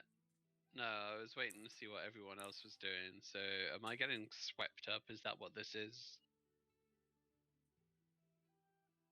I don't know, Am you I tell getting me. picked up out of the? I don't mind getting picked up out of the air, but beware for Right. accidents. I'll come back and try and pick Honky up and fly out with him. Who's honking? Okay, Sorry, Natasha Bardingfield. thank you. All right, so Who also hates flying, so she's going to yell at Scouse in you. Oh, I was really hoping for like a I can show you the world moment. it's not happening. Shit. Okay, I get so- pushed out of the air, so now I'm Yeah. doing an investigation check. Correct. Great. What the fuck am I doing up in the air? Put me down, you dickheads! I can let you go right now if you wish. No, don't do that. 15. 15. Okay. You are taken to where James has lost track of the lanterns, and you can see that the last lantern that they can identify is right before an immediate sharp drop of the seabed. You can see it just sort of goes like a sort of an edge point and then just drops down further Cool. into the water.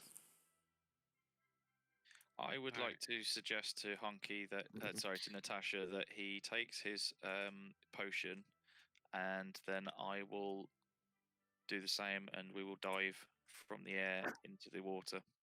That's going to go down well with I was Natasha. hoping you would just drop him, to be honest. Okay. So, Fucking kidding me.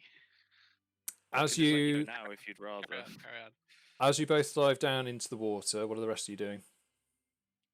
We will all I'm in the take our water, potions diving. and go. Yeah. Swim We're all out going to to where we start see them swimming, dive. following the lights. Yeah.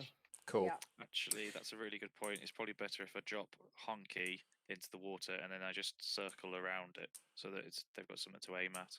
Okay, I'm so play my octopipes while I'm in the air for comfort. cool. As Try you and drop, calm me down. Natasha, as you drop into the water, you the octopipes suddenly take on a much more serene sound. The water almost sort of muffling the harsher tones and making them far more pleasant, almost harp-like in kind of timbre. The Okay. as you start to drop down off this sort of drop point, you can see that the lanterns follow down, and they go past various like sort of like coral outcroppings, little tropical fish swimming by, a couple of sort of giant clams just kind of open and close quite gently as you're drifting down further and further. And eventually you come to your feet touch the bottom, and you find that there is a cave in front of you with the lanterns outside. That was easy.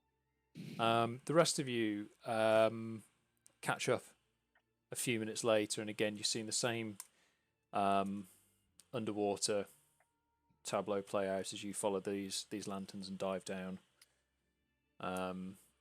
towards the cave. Again, same things you're seeing, this brightly coloured choral arrangement. Sound is almost completely muted, but you can hear this beautiful, almost siren-esque sound coming from the octopipes, as Natasha almost works like an audio marker for where the cave entrance is. Yeah. That's me. Dancing like a little leprechaun. As you wander into the cave, Why, Lacey? you find that there are, leading all the way in, are various beautiful shells and just sort of random shiny metal trinkets along the route. A couple of pearls knocking around. There are a lot of this stuff has been taken because it is particularly beautiful and pretty to look at. None of them appear to serve any purpose. And as you get into the cave, you can see that at the back, floating in these sort of spheres of moving water, are the absent team members. And you can see on the far, 5 of them, 4 or 5 of them along the back wall, and in one of them you can see Lours. Appears to be asleep, just held in this bubble. Lazy bastard. Sitting in the dead centre of the cave is a young woman, blue skin, completely grey eyes, wearing a very elegant, regal-looking robe, and wearing a crown made of coral. And look at you and goes, "Ah, greetings, visitors." Hi. Are you related to that lady that was on the drinks bar? Hola. No, Tolo. I'm not sure who you're talking about, but welcome to my throne. How can I help? Can we have Lours back, please? Can you? Yes. Would we be can. the requirement to gaining our companion. Do We'll you give you a possess halfling. a gift? Yes. Interesting. Wait a second. The bard can play you a lovely tune. He's very good with pipes. I have the octopipes, Okay. and I play. Okay. Pipesies. I need everyone present to make a persuasion check, with the exception of Natasha, who I will ask to make a performance check, please. Oh, okay. You're looking to beat a 15, and again, this is a group check, so I need at least 4 of you to roll I got higher than a 15. 22. I like Of these course group you did. ones, though. I got 19. Yeah. Oh, what was I it? got on 10. What were we doing? So Persuasion. persuasion. I got 11. Magemak got 10. Oh. Okay, so just go through the group. Sorry. So Bagerac, what did you guess? 19. What was that? Sorry. 19. 19. So that's a pass. Faye. 11. 11. So that's a fail, unfortunately. James, what did you guess? James hasn't Here rolled right now. yet. Okay, well, we'll come back to him. Magemak? A 10. Okay. Relaxio? 16. Beautiful. Natasha, what did you get, sorry? I got a 22. 22. Okay. So we're just waiting on James to give us a persuasion check, and I don't want to be to ramp up the tension too much, but that's 3 passes you've got, and you need 4. Good. Great. And God James damn seems it, to Big have Bird. got his feathers wet and vanished. Oh God. So it looks like he's having some technical issues. As per usual. Take them technical issues somewhere else. I rolled again and got a 15, if that helps. As an additional roll to help out. Could be his roll. Let's see. Here he Oh, is. looks like he's back.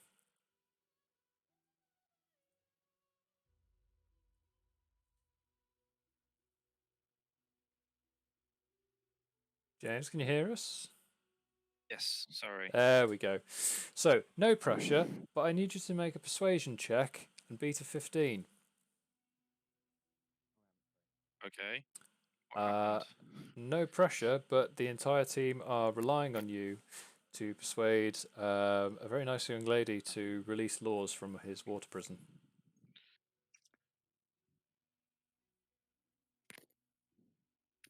By How do I getting do a Natasha to play oh. her beautiful Hang octo on, sorry. flutes. It's not going to happen. No. If Just try anything, I it. made things worse. Just try it. I did. I rolled a 6. Oh. Okay. No. Which point the young lady says, "Well, your music is certainly impressive. Perhaps you may have another gift, something precious that I could add to my collection." What do I have in my inventory? Have a shiny gold coin. I have a magic bean. Do you want the octopipes? She says with a choked voice. Brother, what are these magic beans you keep talking about? They're my magic beans.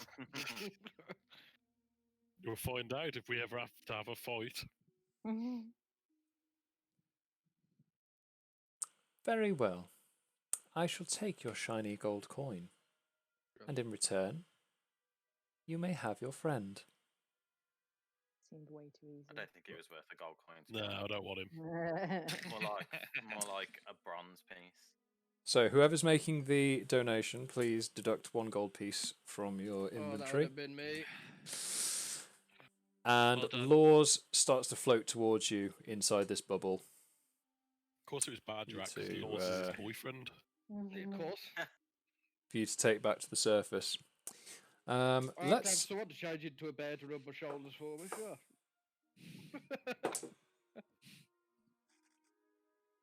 Okay, so you grab Lours and return back to the surface. Shortly on your heels are the team of sea elves, followed about 30 minutes later by the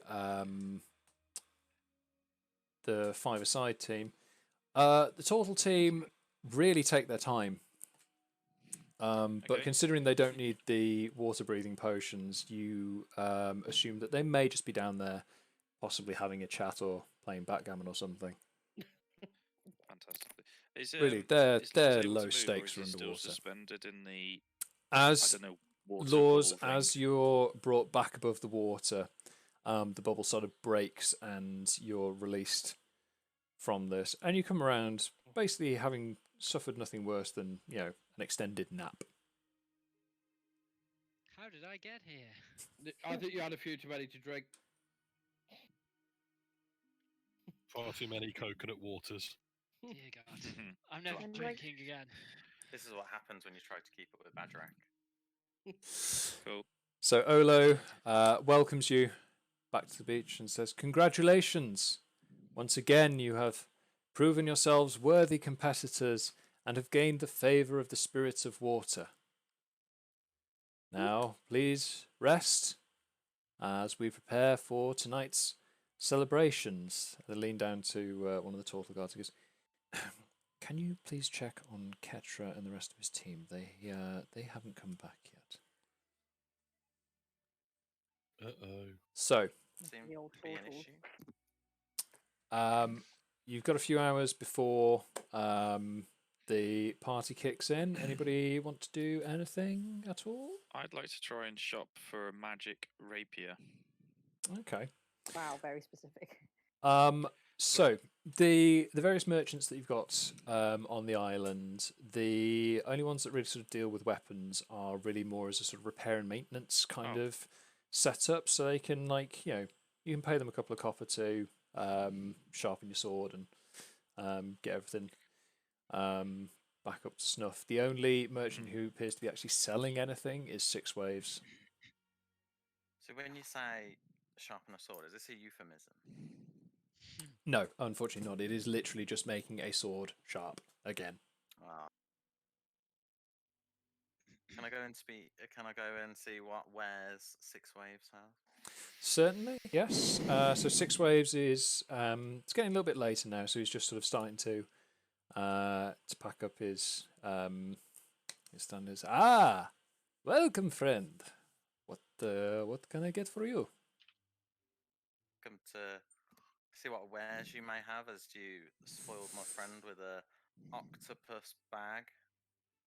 Well, Details, wares, if you can I interest you perhaps in this ring of fire resistance? The ring And what is does this- completely immune to damage by fire. Does it make me immune to fire?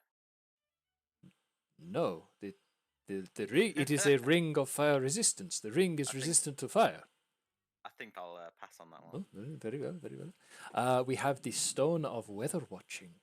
This is a mysterious stone which allows you to predict the weather.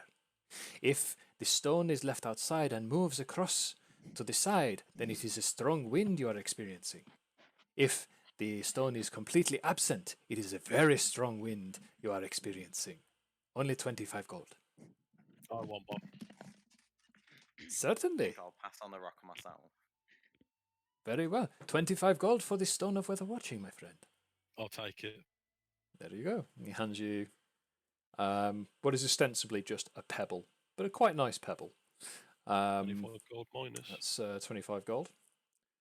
Perhaps I can interest you in this, the Cloak of Concealment. This cloak completely conceals anything it is draped over by preventing anyone from seeing what has been covered. Ooh, how much? Only 30 gold pieces. Ooh. Go on then, I'll take it. Cool. And he hands you what is basically a very heavy linen cloak for 30 gold. Jesus Christ. And there goes pretty much most of Shawball's money. I was gonna say, I, shopper, I can sell you a cracking PC right now. Relaxio. Are you Oh my okay? Because Have you not Are you heard them? They're magical items. Hey, there we go. Jesus, sorry. They don't seem that magical. Well worth it. You guys are just stupid. you won't be saying that when you just put your linen on and go to sleep. I'm gonna add them into my inventory right now.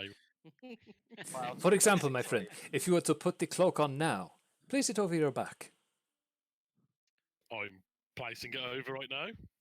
Look, my friends, see how I can no longer see what is on his back underneath the cloak. Ah! Can I Magic. do, That's because you've just hidden it with a linen cloth. can I Magic. slap this guy and just say get a grip? You can certainly try. Make me an unarmed strike, please. Oh God, why do I do these things? You slapping me or him? Him. It's only got a cleansing stone, a stone of good luck. I'll Eight. add it to you. Don't worry. Okay. 8. 8. Swing and a miss. Cat-like reflexes, and he just takes a step back and goes, "Oh, I am sorry, but please, all complaints in writing."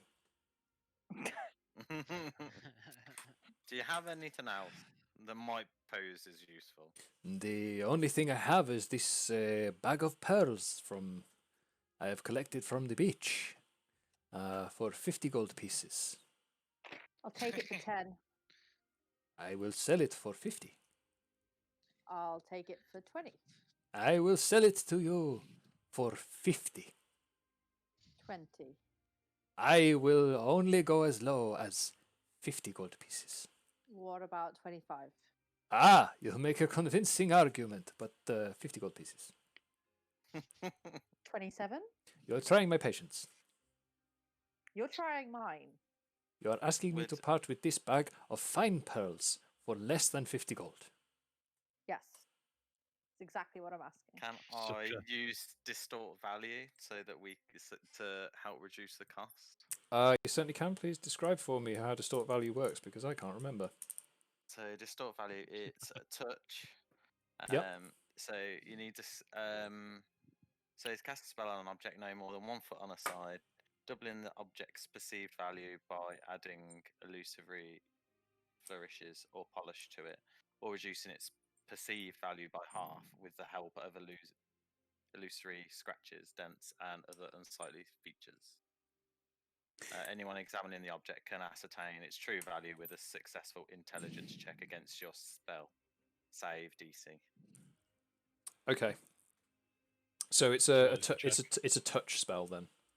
Mm-hmm. Okay, so you're going to have to touch the bag of pearls to make this work. Can I have a look at these pearls before? Certainly. And he hands you a little cloth bag Awesome. with the pearls So, in. have a look at these. I'm now going to cast distort value. Okay. To everyone else watching, the bag itself suddenly takes on like a really ratty appearance. It's like fraying at the edges and just appears to be a little bit dirty. The pearls remain unchanged. Ooh. So, 25 gold. I will sell them for 50. No deal. Very well, my friends. There are always plenty more fish in the harbour. So what about this magic sword? You have a magic sword you wish to sell? Ah, right. No, I lagged out when I said that. When you were saying that, rather. No magic swords, my friend. Ah, okay. I'm going to head to the party. Cool. I ask Go him, with this fool. can I ask Six Ways about that ring he's got? Certainly. The ring is completely impervious to damage by fire. Is it really? And then I grab it and throw it in a bonfire nearby. See! The ring is unburnt! Oh, can you kill it for me so I can see? Six Waves just sort of gets a stick and just kind of like fishes out.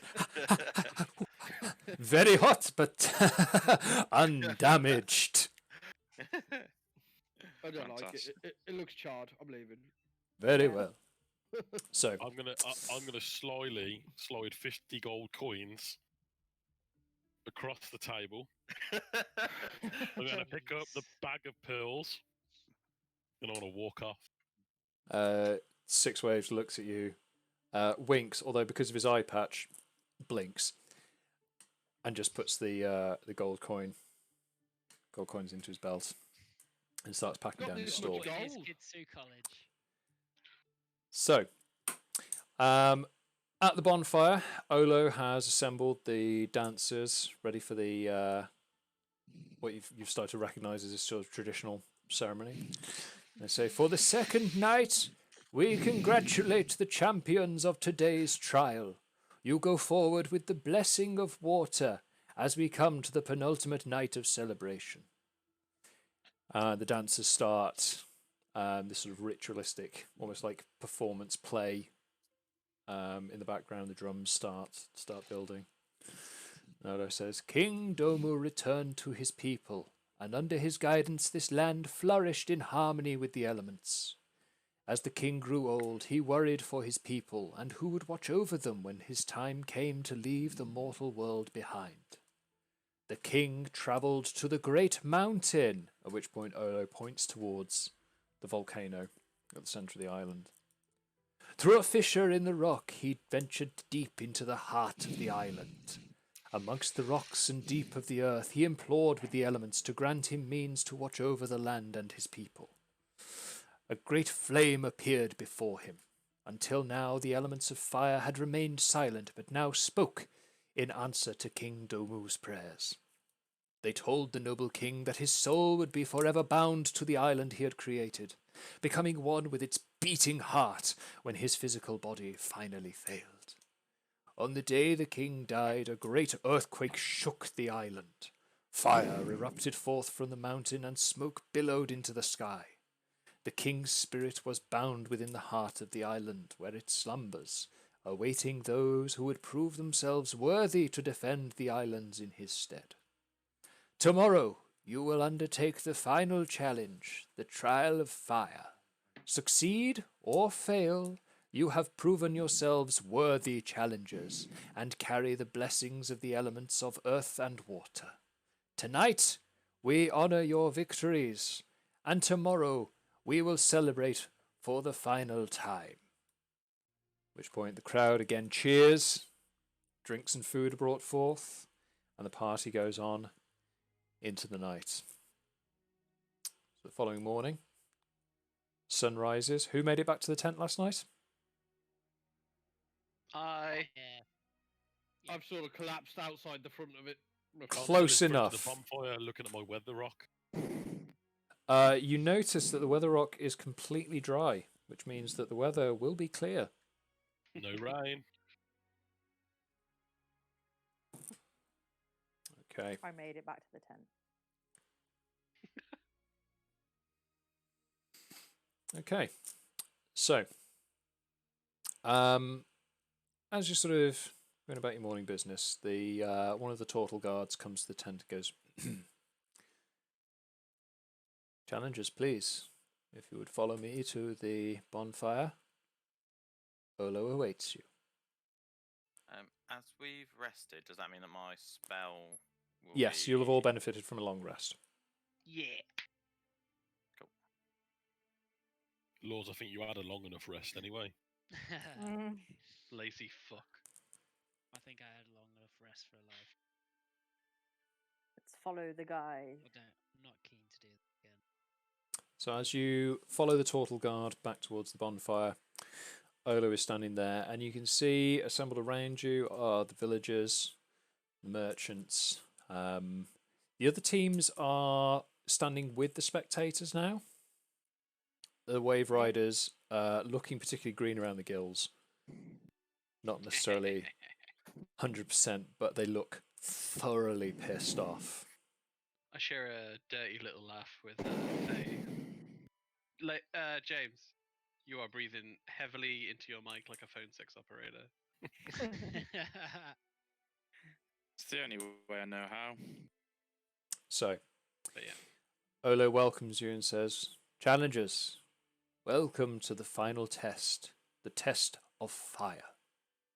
Only those who have proven themselves worthy to the elements will progress on. Please, step forward. It beckons you to step into the circle of spectators. Your task is to journey into the throne of King Domu in the heart of the island and accept his challenge. Prove worthy, and you will receive the blessing of fire. Please, follow me. And a gap opens up in the crowd, and Olo and two of the Tortle guards start walking towards the jungle. And Before all we of the leave, crowd is I'd like to applauding you torch and off the cheering. bonfire. Yep, fair enough. Because it's a fire challenge. I'll just take some fire with me. It's good. Sounds good. At this point, all of the spectators are cheering and applauding. Woo, yeah! You guys are the greatest. You can do this. Yeah, woo! One of the wave riders, like the leader, just looks at me and goes, "You nerds are gonna die. Fuck you guys." And then just sort of sits down and starts crying. I'm going to shake a bag of pills at him. I send him a sly wink. I'm gonna Can I mouth slap him as I off walk at him. past? Cool. So, you guys start trekking into the jungle, making your way towards the centre of the island. Travelling for about an hour or so. It's not a vast island. And the ground starts sloping up in front of you, and the foliage starts to clear back, and you realise you're now at the foot of this volcano, and directly in front of you is a not a massive, but a fissure in the rock, certainly large enough to accommodate even Bagerac if he crouches a little bit. Just a bit. The guards take up positions on either side of the fissure, and Olo doesn't say anything, but just points towards the fissure with their staff.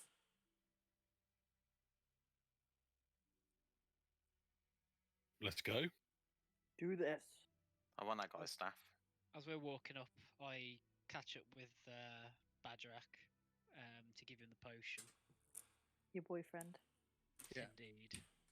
I noticed you were looking So for this is the, sorry, just for people who aren't aware, so this is the potion of healing that you were working on in the downtime airship. before the session, yes. Yep. So, Just What as a potion of way healing is it? Just a normal just one? just regular. normal potion of healing. I play my octopipes for comfort. And I Cool. put on my cloak of hiding. No one can see you underneath the cloak. Thank you.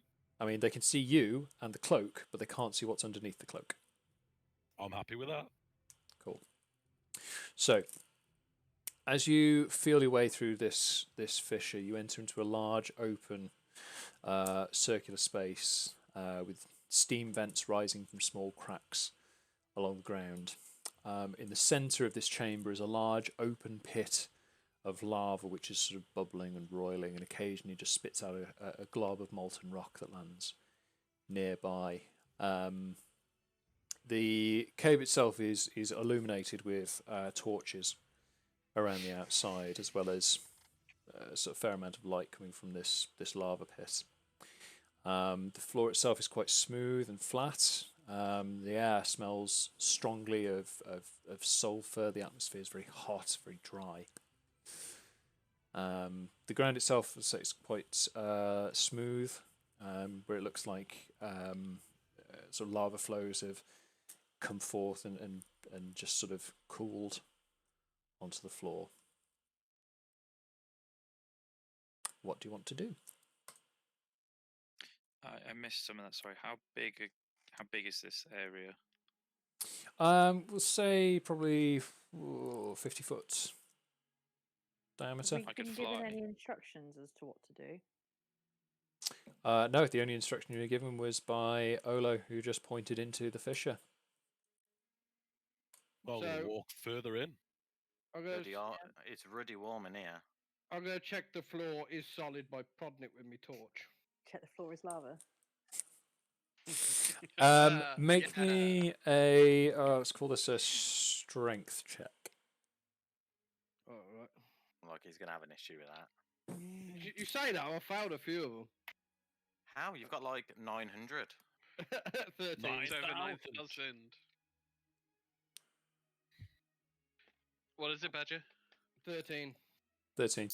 So you give the floor a couple of sort of cursory taps with the end of the torch, and a small. it sort of gives ever so slightly, and just this burst of steam comes up out of the ground towards you. Yeah, I don't know if I'll be able to walk on this. Oh, fuck. Wait, it broke under his weight. It just, No, it we literally just, propped it it with a torch. cracked a little bit when it was smacked. Oh, over to you, Natasha. Oh, I great. don't think this is safe enough for any of us to walk on. Why don't I fly over him? I like the way you think. I like the way you think. Don't I put like me the in way the you lie. fucking lava, you dick. I can take Natasha with me. Yeah. Can we see anything like after this bit of a pathway, or is it just? So the only features you've got is basically just one big circular space. There's this lava pit in the centre. There's torches marking around the outside to illuminate the far sides of the cave. But in terms of any other features, aside from sort of the main chimney of the volcano going up and out through the top of the mountain, that's it. Okay. Can I? Other than that, then after I prod the floor, I throw my torch into the middle of the pit. Cool. Anyone else doing anything? Every fibre of my being wants to just dive into the lava and hope it's an illusion. Can I cast Fairy Fire? Why? You certainly Just in can. case there's anything invisible. Where are you casting Fairy Fire? Out along the path. So, to be clear, there's not so much a path. It is just one big open space. Okay. I want to put it in like a 20-foot cube in our immediate front so we can see what's going on. Okay, fair enough. So, you guys at this point are probably about sort of 40 foot away from the lava pit, so it would be the 20 foot in front of you Yes. that you're casting that on. Okay, can you just read out Fairy Fire for me, please? Okay. Each object in a 20-foot cube within range is outlined in blue, green, or violet light. Your choice. Your I'm gonna choice go would with be. green. Okay. Any creature in the area when the spell is cast is also outlined in light if it fails a dexterity saving throw. For the duration, objects and affected creatures shed dim light in a 10-foot radius. Okay. So, as you cast Fairy Fire, this sort of burst of green sparks appears in front of you. At the same time, Bagerac's torch flies through and is highlighted in green sparks. Badger, can you just make me a dexterity check, please? 17. Excellent. So, dead-eye aim, it goes through the fairy fire, the torch glows green, and lands bloop, straight onto the lava. It rests for a second before bursting into flames. At which point you hear a booming voice through the chamber, which says, "I, King Domu, offer myself in answer to your challenge. Prove yourselves worthy and gain my favour." At which point the entire cavern starts shaking. The lava pit starts roiling. And emerging from it is this enormous muscular turtle wielding a mace. Their body is made of molten rock and fire is bursting forth from various joints. And I'm going to need everyone to roll initiative, please. Yes. I brought fire to the fire person. I like it. Oh, not yet. You're a dick. It'll be a sulphurous smash in a second. 14. Oh, that's good. 14. I got decidedly less than that. So I'll just go through the list then. So Natasha, you got 14. Faye, what did you get? I got 6. James? Has James died again? Might have gone again. Have we lost him again? James is not here right now. Please call back and try again. We'll come back to him. Bagerac? 17. Excellent. Magemak? 14. Relaxio? 22. And Lours? 18. Yeah, Do you need us to roll again, Magemak and I? I'll roll again if you want. No, that's fine as you are. We just need to wait for James to come okay. back. Just because we have the same number. Nope, that's fine. That's not a Sorry, problem. what are we doing, Okay. mate? Roll for rolling initiative, initiative. please. Ooh, fight! It's fight time. Fight! Fight time. I pissed off a big fiery turtle by throwing a torch at it. Relaxia with a nat 20. Tell me about it. Wrong one. On that 20 your ass. Oh, Don't tempt me with a good time now. Oh, It's baby. not even my birthday. How'd you do initiative? Sorry, mate. The check, It's not a character. roll. Exclamation, okay. exclamation C in it. 15. 15, thank Not you. bad. Just me then. Okay, so top of the round, Relaxio, you're 40 foot away from a giant flaming turtle. What do you want to do? He Well- wants that fire-resistant ring. That's what he wants. I'm gonna move forward 20 foot. Call it a slag and slap it. That's my job. I'm gonna move forward 20 foot. Yep, I'm gonna get on my hands and knees. yep, Way, I like where this is going. I'm gonna dig a hole in the floor. yep, I'm gonna take out a magical bean. yeah. I'm gonna Isn't plant this it. a lava Oh, pool that you're planting this in? It doesn't matter what it is. The It's a magical. magic okay. bean. It's a magic bean. I'm gonna- Guys. I'm gonna plant it. Yeah, I'm gonna cover it up. yeah. And I'm gonna rest there. Okay. So shit. It takes a whole turn for it to activate. So It- don't worry. Does Oh, God. does it take 1 minute? 1 minute. Okay. That's 10 turns, mate. So each turn is about 6 seconds in game. Well, let's hope we go for 10 turns then. I'll Let's make hope. a note of that. So is that the end of your turn? That's the end of my turn because it's classed as an action, I believe. Thank you. So next up, we've got Fuck's sake. Lours. What are you doing?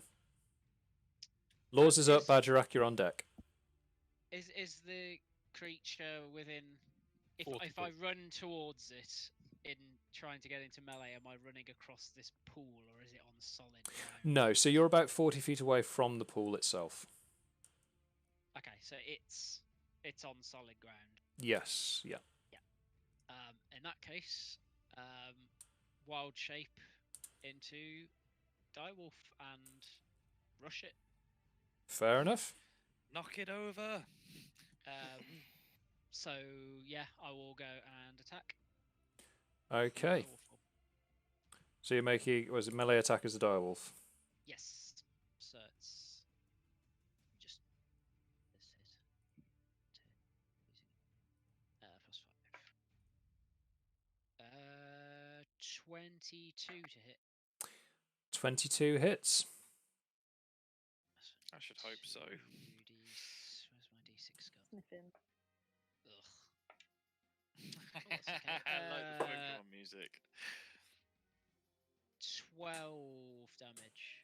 12, thank you. And it needs to succeed on a DC 13 or get knocked prone.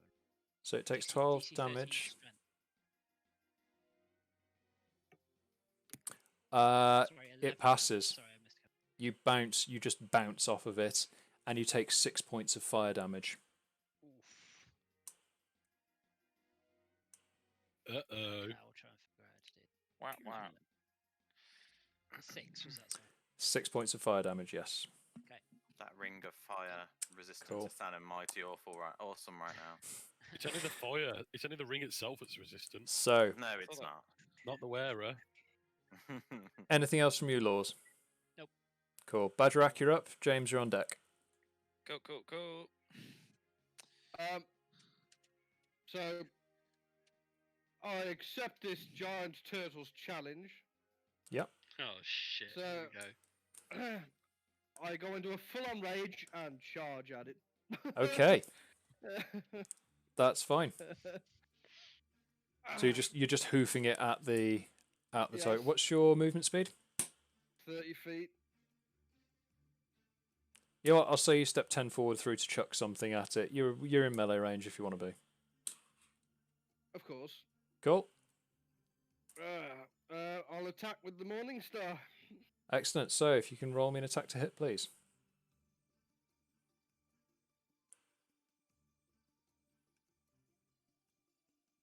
16. 16. So, as you hit with the morning, so you've hit with the morning star. Can you roll me some damage, please? 8. 8. Okay. Plus 2 for rage. So how much damage So total? 10. Sorry. 10. 10 damage. So even with your rage powered strike, the morning star just kind of swings in and chinks off part of the solid rock on there. Stupid thing. Okay. I can see this is going to be a difficult one.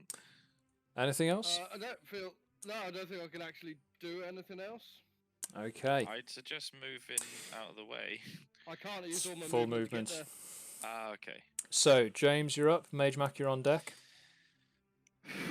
Okay, I'm going to cast the bonus action, Hunter's Mark, on Yep. the Tortoise. Yeah. And I'm going to attack with... Tortola, preserve us. I'm going to go at it with my longbow. Oh, I've pressed the wrong one. Apologies. Oh my god. I feel Oakley should have turned into something that shoots water. Would if I could. Is it Fire longbow I've got, hydrant. isn't it? Yeah.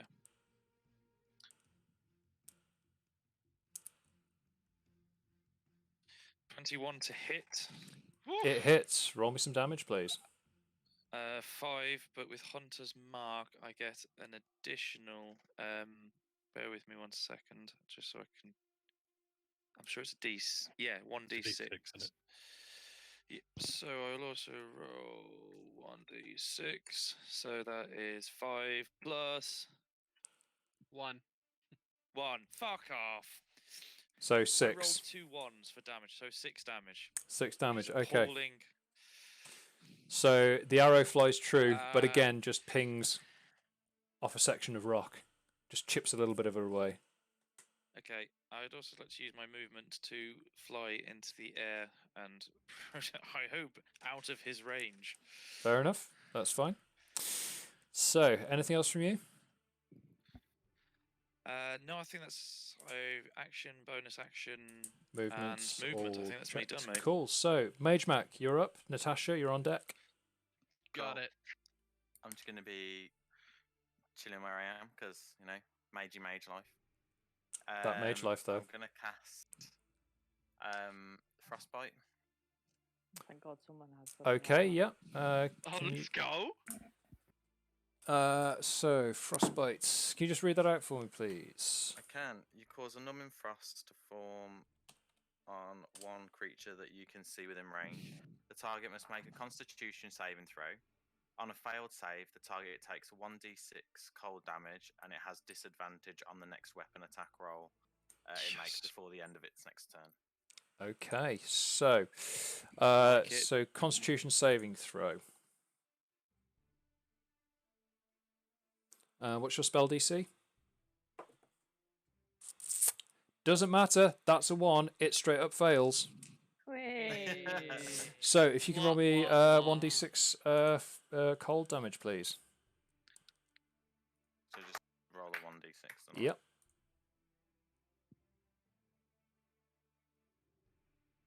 We got a 1! Oh my Okay. god, that's distraught. So yeah, the frost starts forming on its hide, but then it immediately shatters away, taking again just a few small chunks of rock with it. Jesus. At least he's got a disadvantage next turn. Yes, it does have disadvantage. Playing the long Okay. game, I like it. So, Natasha, you're up. Faye, you're on deck. Wonderful. I'd like to cast Bane, please. Ooh. Oh, yes. If you could please read for me, Bane. Bane. Up to 3 creatures of your choice that you can see within range must make charisma saving throws. Whenever a target that fails this saving throw makes an attack roll or a saving throw before the spell ends, the target must roll a d4 and subtract the number rolled from the attack roll or saving throw. Wow. Brilliant. Ouch. Excellent. How long does that last for? 1 minute. Oh, nice. By which time the magic beans Okay, have grown. so it's what was it? Charisma. What did you say it was? Magic bean better be fucking good. Hold up. Did you say it was a Depends on charisma roll. save? Charisma saving throw. Okay, Yeah. and what's your spell save DC? It says 14. Ooh, I rolled a 9. So they straight up failed that. So, so Bane lasts for how long, sorry? 1 minute. Okay. Oh wait, duration concentration up to 1 minute. Okay, so you have to focus on it to maintain that. So okay. you can't, if you cast another spell, you lose concentration. If you take any Okay. damage, you have to roll a Constitution saving throw. Okay. And if you pass, you maintain the spell. If you fail, the spell cancels. So like I say, can I if you- still give my trait as a bonus action, which is Bardic Inspiration? 'Cause that's not a spell. It is not, but because you are concentrating on maintaining Bane, you would need to roll a Constitution check to make sure that you are able to maintain Okay. Bane Don't worry whilst about you're it. doing something else. Alright, nah, allow that. I'll keep concentrating. Cool, that's fine. So what's that? That's a 1d4 of damage on every.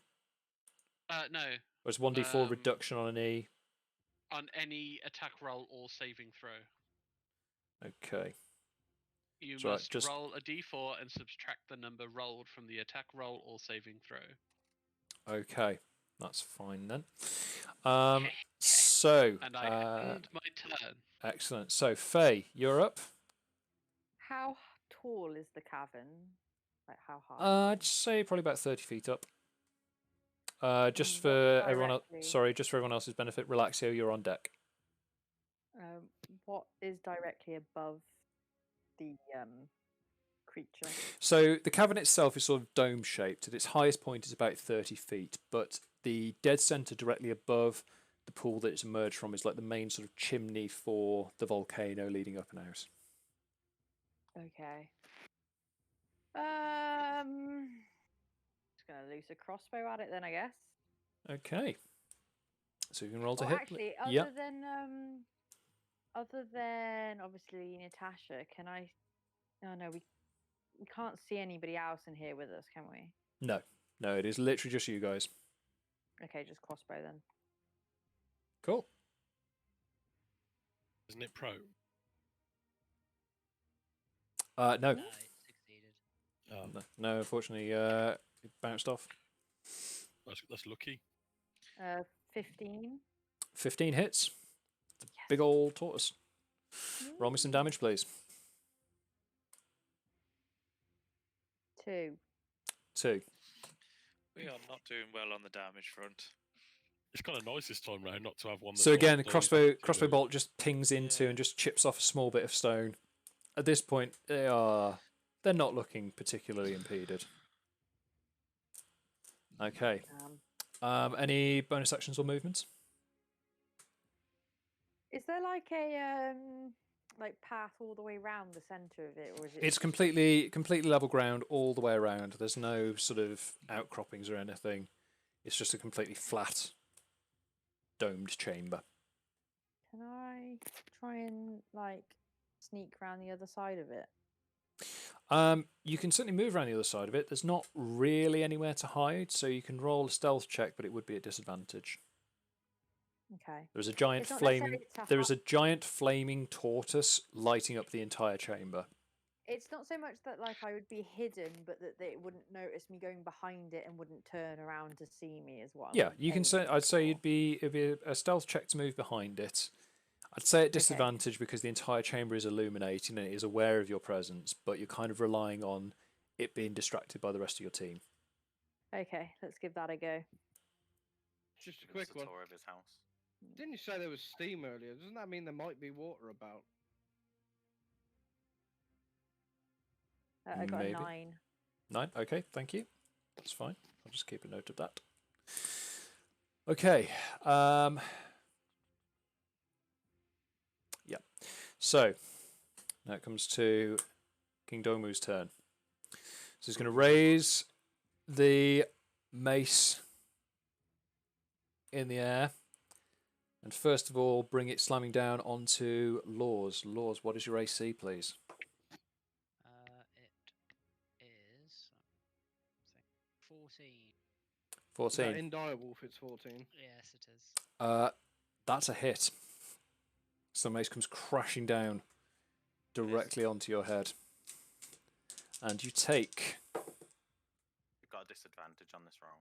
Oh, sorry, my mistake. Oh. Yeah, no, you're right. That misses.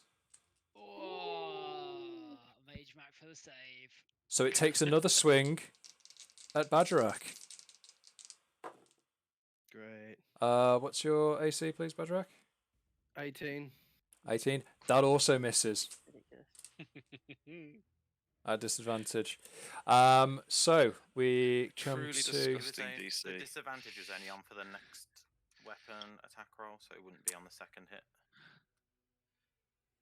In I which thought case... that's, isn't Bane the spell? That takes 1d4. damage off. Bane Yes, it actually... is. Well, Bane would deduct from the attack roll, so regardless on both rolls it would have missed. So Frost, Nice. I'm So- putting in work over here, just going. So, we come to top of the round. Relaxio, you're up. Lours, you're on deck. Okay, so I'm going to cast Armor of Agathis on myself. Yep. So I'm going to cast that bad boy. Cool. And then I am going to move into melee range. Okay. Stand alongside my two brethren. That's mighty bold, motherfucker. Fair enough. Bagerac Anything else? And Lours. I don't think I can do anything else. Okay. So, Lours, you're up. Bagerac, you're on deck. I am just going to take another bite at it. Yeah. num- Fair enough. Roll me a hit. Oh, Roll. nat 20. That's some. We're looking at some crits. Roll me some damage, please. So the nat 20, you double your dice roll and then add your modifier. More than So one. that's 6 total.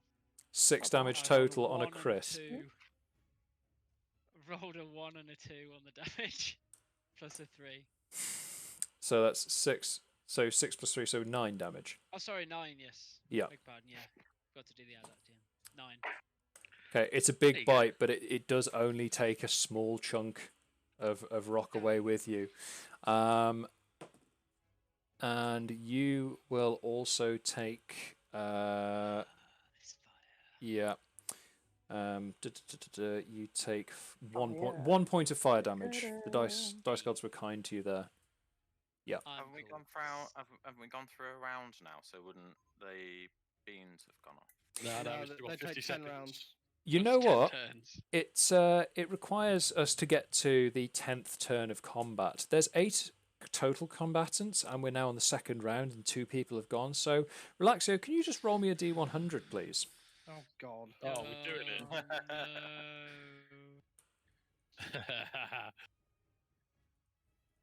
Dear God, where did he plant this? Front of where Alright. all the people at the back have stood on. No, Oh. 20 foot in front of where the people have stood. Come on. 85. 85. Oh, what's the 85? Let's have a look. 85. Perfect music. You all die instantly. No. So- it's not. Please let me Um, guess that. Okay, so just coming back to combat for a I'm second. so excited. Bagerac, you're up. James, you're on deck. Before you take your turn, Bagerac, anyone who is behind, is sort of further back towards the cavern, notices the point at which Relaxio planted the bean has now suddenly sprouted just this little nest, which contains A lot of death. 6 eggs. Okay. Oh, God. Oh, fuck it. It's not. Just, No. just, From just the a boat, nest is with it? 6 eggs in it. Okay. That's it, Bagerac, that's all it you're did. up. Well, Well, as you you dunno. mentioned, there was steam in this cavern earlier. I'm going to see if there's any water about. Okay. That would be an investigation check. Oh God. As the attacks are doing nothing, so 10. 10. Yeah, there's no water. This is definitely a volcano. Well, steam's going to come from somewhere. From the heat of the fire, maybe? Potentially. I was hoping and praying. Any movements or bonus actions? Yes, can I move back and eat one of those eggs? You certainly can. You idiot. So, eating one of the eggs would consist of an action, so you can move to the nest and eat an egg on your next turn, but you wouldn't be able to move and eat it on this turn. Don't eat the egg. Can I move and take an egg? So I'm holding it. It won't make a difference. You can does it? say you can move into you can move into range of the nest and pick an egg up. Yeah, well, I'll move and pick one up because Cool. like the attacks are doing nothing. I feel That- like these weren't planted just for eating. Is fair. That's what I they want are to for. see. You are meant to We're eat them. going to die.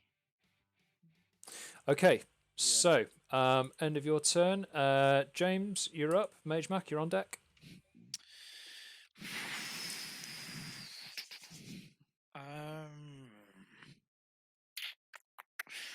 I'm going to attack with both of my rapiers. Okay, So I'll be coming in. I'm not I stress this, having seen a man burned. I intend to go in, attack, and not land on his back or anything silly like that. that's fine.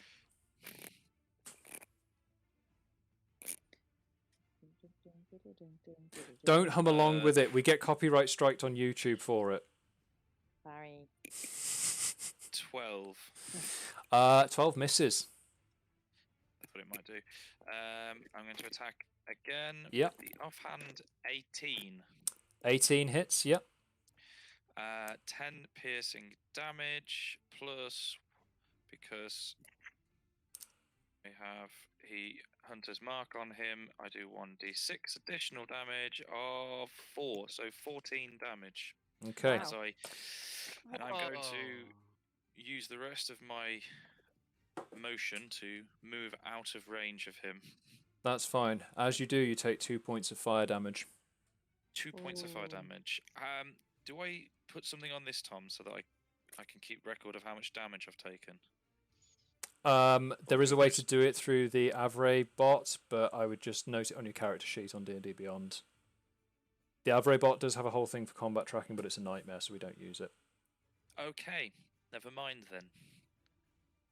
2 damage. If you click on your health, you'll get the option to Oh, right, yeah. I put can in a just click number and then down heal it or anyway. damage it. Yeah, there we go. Cool. So,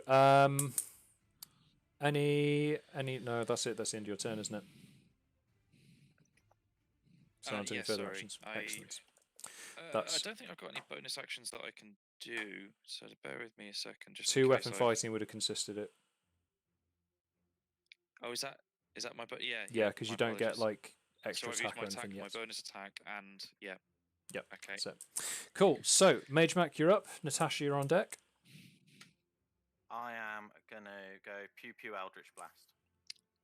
Yay! Okay. Roll Throw it me to hit, please. While he's doing that, Tom, can I just check something? When we each complete a round of combat, you're considering that round 1, 2, 3, whatever. So for the purposes of a spell that lasts a minute, we have to do 10 rounds. Is that right? So each turn is 6 seconds. Each round is basically 8 people taking 6 seconds. So there's 7 of you and the Tortle. And that's so yeah. If you want to be 6 specific, seconds. each round is 48 seconds. Dave, you've actually got to put Right. cast, not see. Right.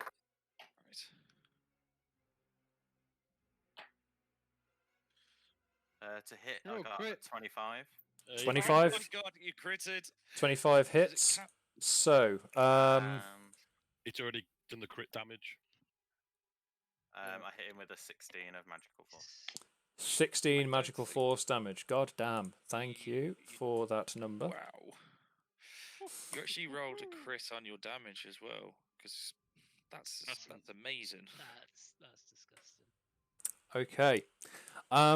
So, with that, everyone who is touching the ground, make me a dexterity saving throw, please. Ugh. Fuck. Is this something I can see come in? Because Oh my God. god. 21 as well. Yeah, let's go. X. Sisters doing it for themselves. Oh, I scored a point. How am I doing this? So, it's See exclamation dexterity check. save dex. Oh, was it save? Dexterity saving throw, yes. Yeah, it's different from a dexterity 14. check. Cool. Oh, I've done a what's the check. different? Oh, I'll do the check as well. One sec. It's So, different pluses, isn't it?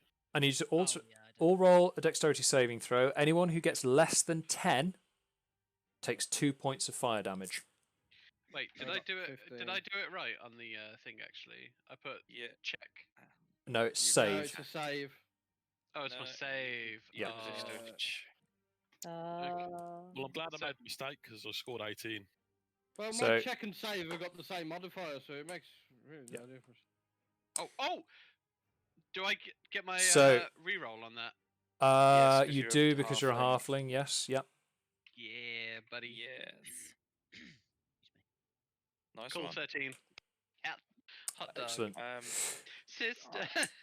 I'm assuming I was working on the basis that since I'm flying, I don't have. As to you're do it. flying, you avoid it, yes, yeah. So basically what happens is as the Eldritch Blast goes off, it rips a huge chunk of rock out from the Tortle's form. In shit. doing so, it reels back and slams the ground with its mace. This huge shockwave runs out, and these big bursts of flame just shoot up from the floor. But fortunately, every single one of you manages to dodge aside in time and not get struck by it. Go worse. Well done, team. Woo! Let's go. I'm sorry, I'm premature. Lours, did you make a dexterity save? I did 18. Thank you. It's alright, I didn't see you in the log there. That's fine. So yes, all of you successfully dodged the shit out of that. Natasha, you're up. Faye, you're on deck. Okay, so am I still casting Bane at this point? So I you think I missed are... Bane has now expired. Okay. What to do? Hot Pull damn. it slag, punch it in the face.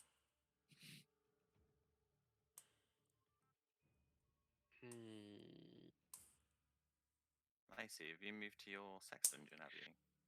If I can cast. Jody's gone to bed, so I'm downstairs. If I can cast Vicious Mockery, then please. I can. Can you please describe Vicious Mockery to me, please? Please. Vicious Mockery. You unleash a string of insults laced with subtle enchantments at a creature you can see within range. If the target can hear you, though it need not understand you, it must succeed on a wisdom saving throw or take 1d4 psychic damage and have disadvantage on the next attack roll it makes before the end of its turn. Okay, so what was that? Sorry, wisdom saving throw? Wisdom 14. That's a 2. Can you roll me some psychic damage, please? I certainly can. And also And I'll describe your Vicious Mockery. Yeah, I'm thinking about it. Yeah. Fucking turtle looking ass. I bet you're not even a half shell. You're like an eighth shell. Oh, I Burn. felt that. I've got bigger rocks than you on the back of your shell. You dick. Magnificent and eloquent. How much damage? 3 psychic damage for that. Thank you. So the turtle just kind of reels. Generous. The turtle kind of reels a little bit. There's a bit of a flinch there, and it looks down and goes, "You're amusing, little girl. Come, face me!" And continues to stand there, ready to take a swing. I wouldn't Any want a lollipop, but bonus actions or movements? Natasha? I can cast Bardic Inspiration. Yeah. I'm a drop it on my main girl, Faye. Cool. Christ. So, Faye, you've got Bardic Inspiration. Natasha, Bardic Inspiration explanation, please. As a bonus action, a creature other than you within 60 feet that can hear you gains an inspiration die, 1d6. For 10 minutes, the creature can add to it to one ability check, attack roll, or saving throw. This can be added after seeing the roll, but before knowing the outcome. Okay, cool. I like this. I got 4 of them as well. So And with I'm gonna that, sort out. any movements? Can I back out a little bit as well? I just It's want fine. to. Okay, so with that, Faye, you're up. Relaxio, you're on deck. Hey. So, did I manage to get behind it without it seeing? You are. We'll say that you are, for the purposes of this, you are now behind it. Hey. Is it any Oh, less baby. rock-like on the back? Is there any? No. or- Being that it's a turtle, it's basically, if anything, more rock-like on the back. Yeah, I didn't really think that through, did I? That's phenomenal. I mean, you did Damn, forget your dice to a D&D game. They You were can- literally meters away. You can, however, what? see that there are sort of like exposed joints at like the shoulders and the legs and the tail, where it is more just like molten rock rather than any sort of solid material. Okay. Gonna aim for its tail, Cool. sort of like where it meets the body, kind of anus area. you're You're gonna stab it in the aiming arse. for Yes. the butt. Right, Yeah. we're going for an attack in the ass. Okay. Yeah. Being that you've managed to get around behind it, can you roll to attack with advantage, please? Yeah. Oh, I fucking need it. Right. 15. That hits. Feel like okay. I was gonna say I wasn't gonna use the thingy. That hits. Do I get to use the bardic inspiration on damage rolls? Oh no. Natasha?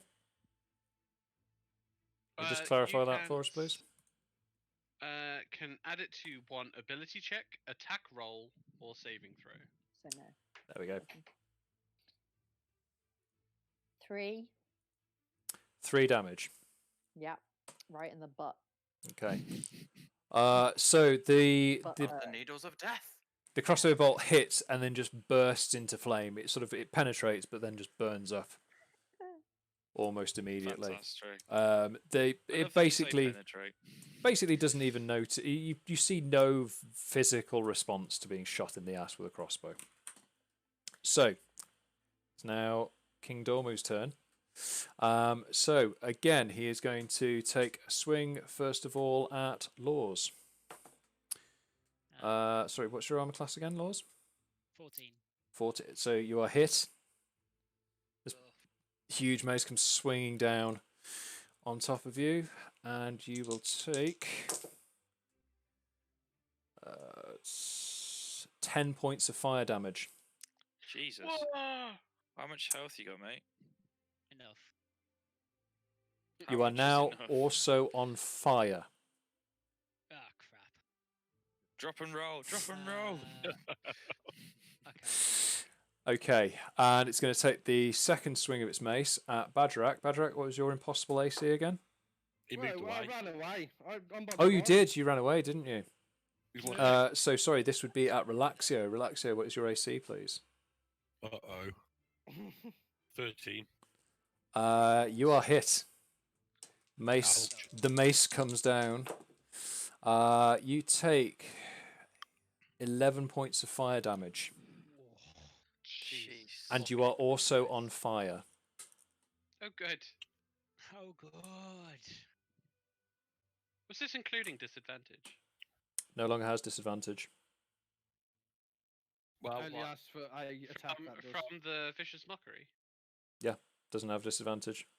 Because of the armor of Agathis, I had an extra 5 hit points. Yep, so you take it from those 5 hit points. And Oh, and then the he creature takes it. hit me with a melee attack, so it takes 5 cold damage. Okay. Ooh.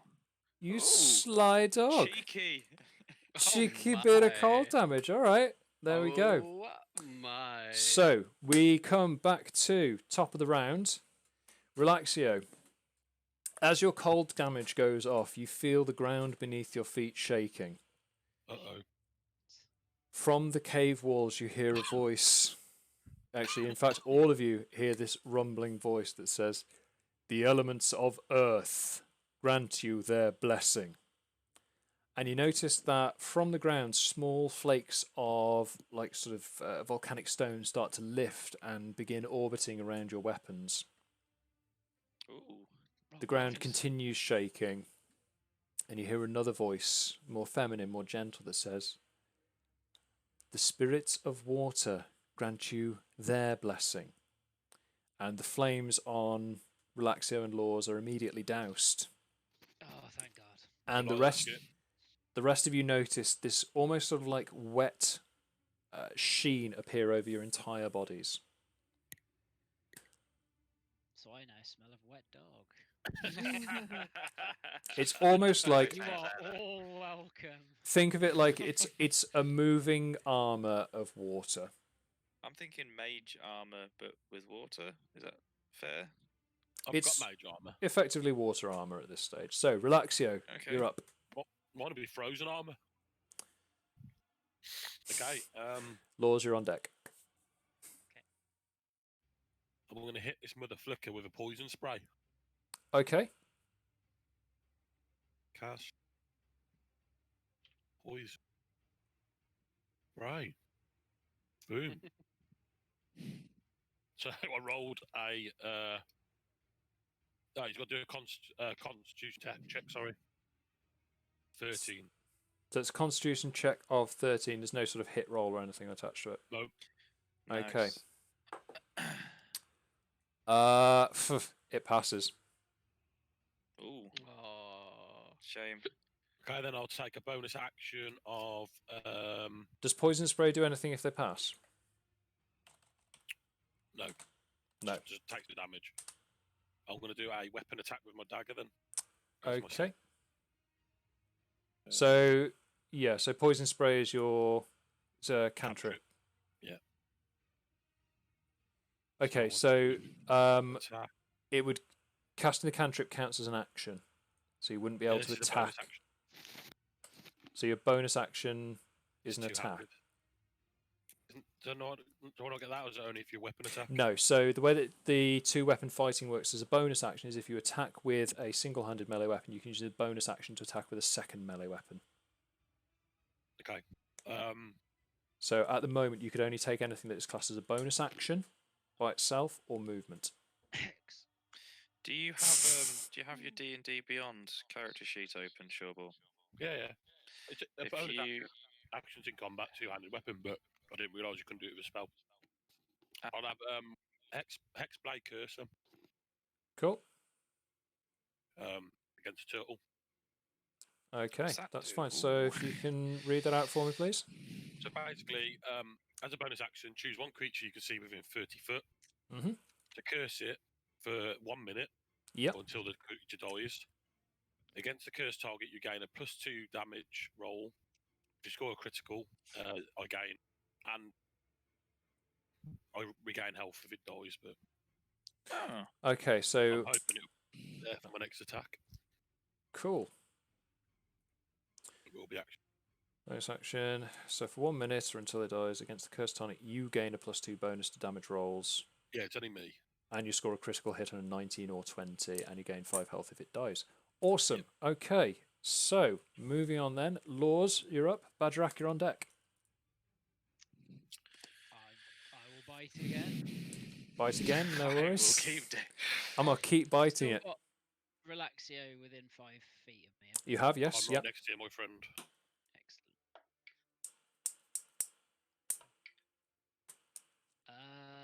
16?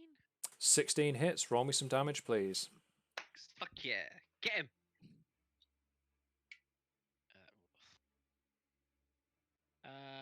10, actually. 10. Okay. And it needs to make a DC 13 strength check again. Save. Okay. It passes on strength check. But you notice this time when you bite down, the bite has much more impact to it. You feel much more of the attack connect. And you rip a huge chunk of stone free from this turtle. Any bonus actions or movements? Nope. Cool. So, Bagerac, you're up. James, you're on deck. I eat the egg. Oh, Of course, I forgot about the egg. Why? Make me a Constitution something or something. 2 seconds. In this Constitution check. Is it? Save. Have you Just wanna say that in already first got the details up? It is a, He already Yeah. knows. So, I Right, don't so- know more now. It's save. You got to do a Constitution save. So, I think yeah. there's nothing, eh? Constitution saving throw. Oh, So, God. Big money. 9. Oh, I'm so dead. You are okay. basically. You have Hold failed. on. Oh, God. Oh, I'm I'm so not gonna, dead. I really want to. I'm not going to. Badrak, Surprise. you take 31 points of force damage. Whoa! Damn! Of what damage? Force damage Force. from, quote, an internal Whoa. magical explosion. Oh, good. Like aliens going off Is here. that a Yeah. dead Bagerac by any chance? Badrak, Well, by any chance, are you out of health? I am, yeah. Damn. I do Only have by relentless 2, isn't it? endurance, but I don't know if that applies on this. So- Blows up from your insides. Can you I can endure this. please read out relentless endurance, because Jesus Christ, I hope you survive this. When you are reduced to 0 HP but not killed, you can drop to 1 HP instead. Yeah, so you're at 1 HP. Great. So you just like First manned it force. through an internal exploding egg. Amazing. He's only going to eat another one on the next round anyway. He definitely is. He's only going to do it again. I will point out that if you take damage equal to your total health, you will die. There is Yeah. no coming back from that. I don't Can think any I of us drink can the health resurrect. potion or not? That's the main. You've used your action to eat the egg and nearly die. Unless you have a bonus action left over, that's No, it. I do not. you've It's just a shame it didn't work. Yeah, it's a shame. Oh well. Carry on. it's so blasé about it. It's beautiful. Jesus. James, you're up. Magemak, you're on deck. Eat an egg. Who else is gonna eat the egg? Stop telling people to eat the eggs. James, you're up. Same again. Same again. So we're going with the rapier attack. Yep, 17 to hit, It hits.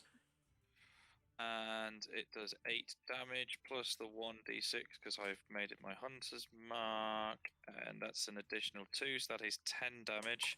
I will be Yep. hitting with my offhand and using. Oh no, right, attack, that's it, right. Using my bonus so I can apply 22 to hit. That hits. I've done another 8 damage, and hang on, roll 1d6, and this time I roll. Oh, for fuck's sake! I did almost identical both sides. So 20 damage in total. So use sorry, my what action was to move what away was the from it. damage on your second roll? 10. A 10 both times. I rolled fine. 8 piercing damage and 2 on my d6 from the hunter's mark. That's fine. Both. In future, did just to exactly the keep same both things moving, just give me the total damage. Oh, So 20. roll. So yeah. So just roll your down. So on your first attack, roll your damage, add in your hunter's mark, and just tell me what the total is. Just makes things yeah. quicker at this end. Okay, so both attacks land and take out. Again, you're just carving stuff out of this guy now.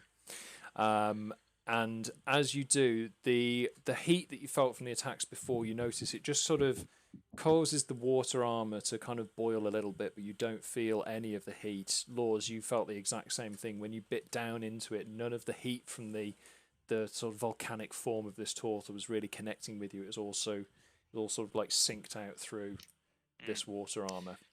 Have I still got the stone flying around my weapons? Yes. Okay. Yeah. Did I notice? Did it do anything? Again, when your notice rapiers came in, you noticed that they really connected and carved something out, as opposed to last time where they kind of just pinged off the stone beforehand. So, Magemak, you're up. Natasha, you're on deck. Cool. We're going Can we down get to one of the Eldritch eggs? Blast Town. Faye, did you just say eat more eggs? No, get him to eat one of the eggs.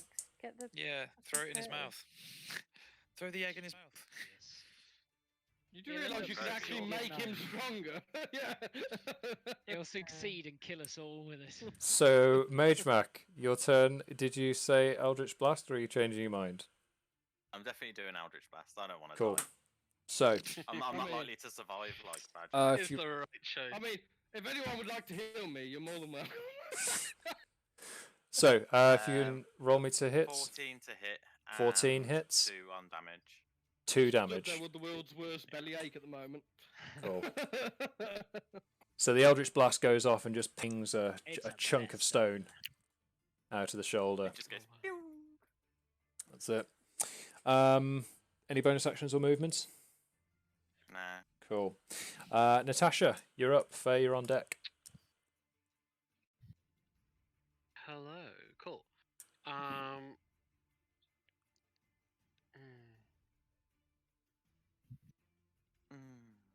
Okay, I cast Vicious Mockery again.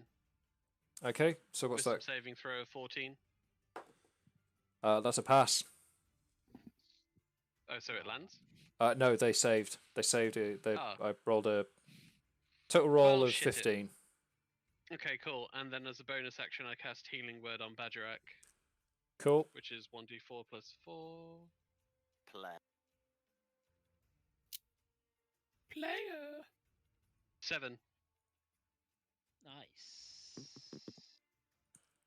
Oh, I'm up to 8 hit points, go me. He's so tough. Well, you did reduce yourself down to 1. Well, that egg looks so tasty, I couldn't resist. Cool. Was it And nice? that's Right, Faye, you're up. Relaxio, you're on deck. At least it was his stomach that exploded, not his ass. That's later. That egg's gonna come out from somewhere. I don't know what to do. Kill it with fire. Break its legs. Stab it in the eyeballs.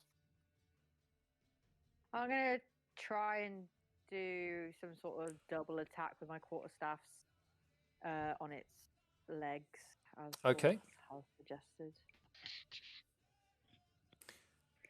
No worries. So as you're attacking from behind, you still get advantage on your attack. Sweet. I'm not on a flat surface anymore. Uh-oh.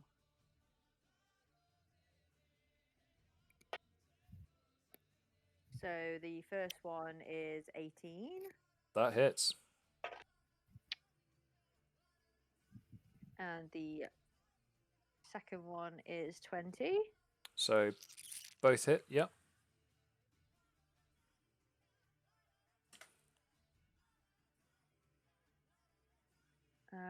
And because I have, I have about dual wielding. So because you've got 2 weapon fighting, you can add your proficiency to the damage. So I get 1d6 plus 3 for both of them. Correct. 5 and 7. Cool. Thank you very much.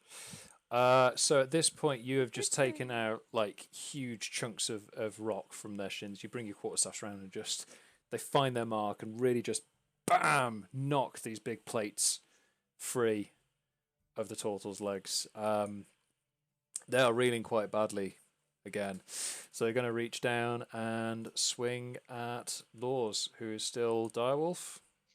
Yep. Cool. Just So. about. First attack definitely misses. Relaxio, are you still in combat? You are. Yep. Swing and a miss again. Clearly, the damage they're taking is really starting to take the toll. Relaxio, hell yeah. you're up. Lours, you're on deck. Okay, so I'm gonna go straight out with attack for my fang. Yep. 9 to hit. Unfortunately, that misses.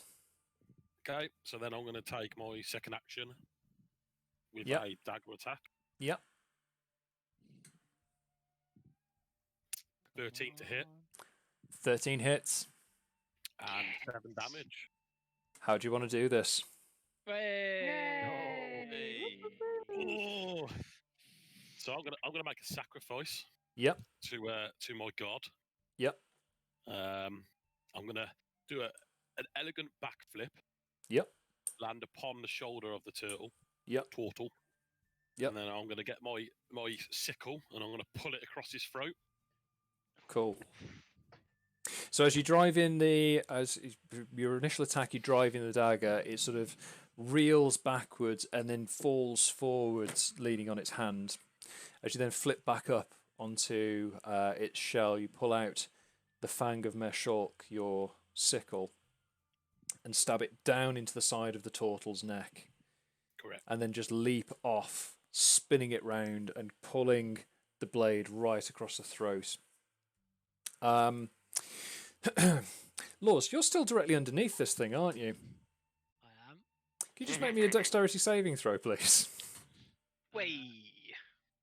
Yeah. That's 18. Okay, so fortunately you've noticed what's going on and get out of the way as this font of like molten lava just starts pouring out as the turtle sort of collapses down onto the floor. As it does so, you can see the light of the fire coursing through its body starts to dim as it solidifies and grows cool. As the body completely cools down, you hear a slow clapping behind you and see Olo standing there saying, "Congratulations! You have laid to rest the spirit of King Domu and proven yourselves worthy of being granted the blessing of fire. All hail the champions of the trials of King Domu! Please, follow me." I offer Domu a delicious egg. Ooh! Oh my god.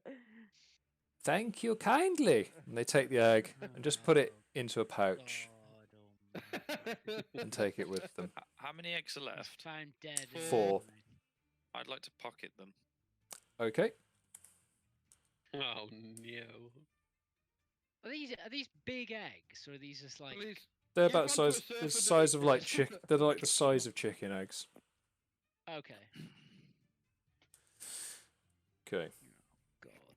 I've got another 5 beans left, people. So More chances for me to kill myself. with that, Domu takes you back to it takes you back out of the cave, and there are waiting for you 7 palanquins carried by the Tortle guards, and they each lift you up onto these like bamboo and palm leaf beds and carry you down back to the party grounds as lauded heroes. There is We a did it, huge. bitches. There is the band has already started kicking off. The bonfire's lit. The party is in full swing, and as you arrive, there's this enormous cheer from the crowd, announcing your successful return. And let's go cinematic for a moment as the camera pans out on the scene. The sun starts to set over the horizons, and you guys are the guests of honor, the champions of the island trials. You're the heroes of the hour, and you are celebrated as such with feasting, drinking, dancing. Can I do a keg stand? You can certainly do a keg stand. Dex check. Yeah. Oh, I'm gonna fucking fail this miserably. Oh, I've still got the bard thingy. Technically, yes, you still have bardic inspiration. Hey. It's what this is for. Not for a use in a battle. No. To show off whilst doing a keg stand. Encourage stupidity. Where's Dex? Oh yeah, there it is. I got 10. 10. Even with an extra. She gobs it. That's fine. The difficulty check for a keg stand is very low. You pull it off aplomb. Even the wave riders are like, bro, did you see that? And are super impressed. They're flexing in disbelief, like, whoa, whoa, whoa, whoa, whoa, whoa. I got an 18 as well. I'm kickstanding the fuck out of this. You've decided to keg stand with another keg on your feet. Yeah. And then you just like juggle the two of them. Anyway, folks, that brings us to the end of the session. I've been your DM. Sweet. Thank you very much for playing. Thank you everyone in chat who's still hanging around. I'm fairly certain it is just you guys with Twitch open in another tab. But for anyone who's not part of the game and is watching, thanks for playing. Oh, hi Matt. Hi in chat. Is one of our guys from work. Anyway, I'm going to close everything down on stream now. Everyone say goodbye to the stream. Bye. Thanks for listening, folks. Bye. Have a beautiful time.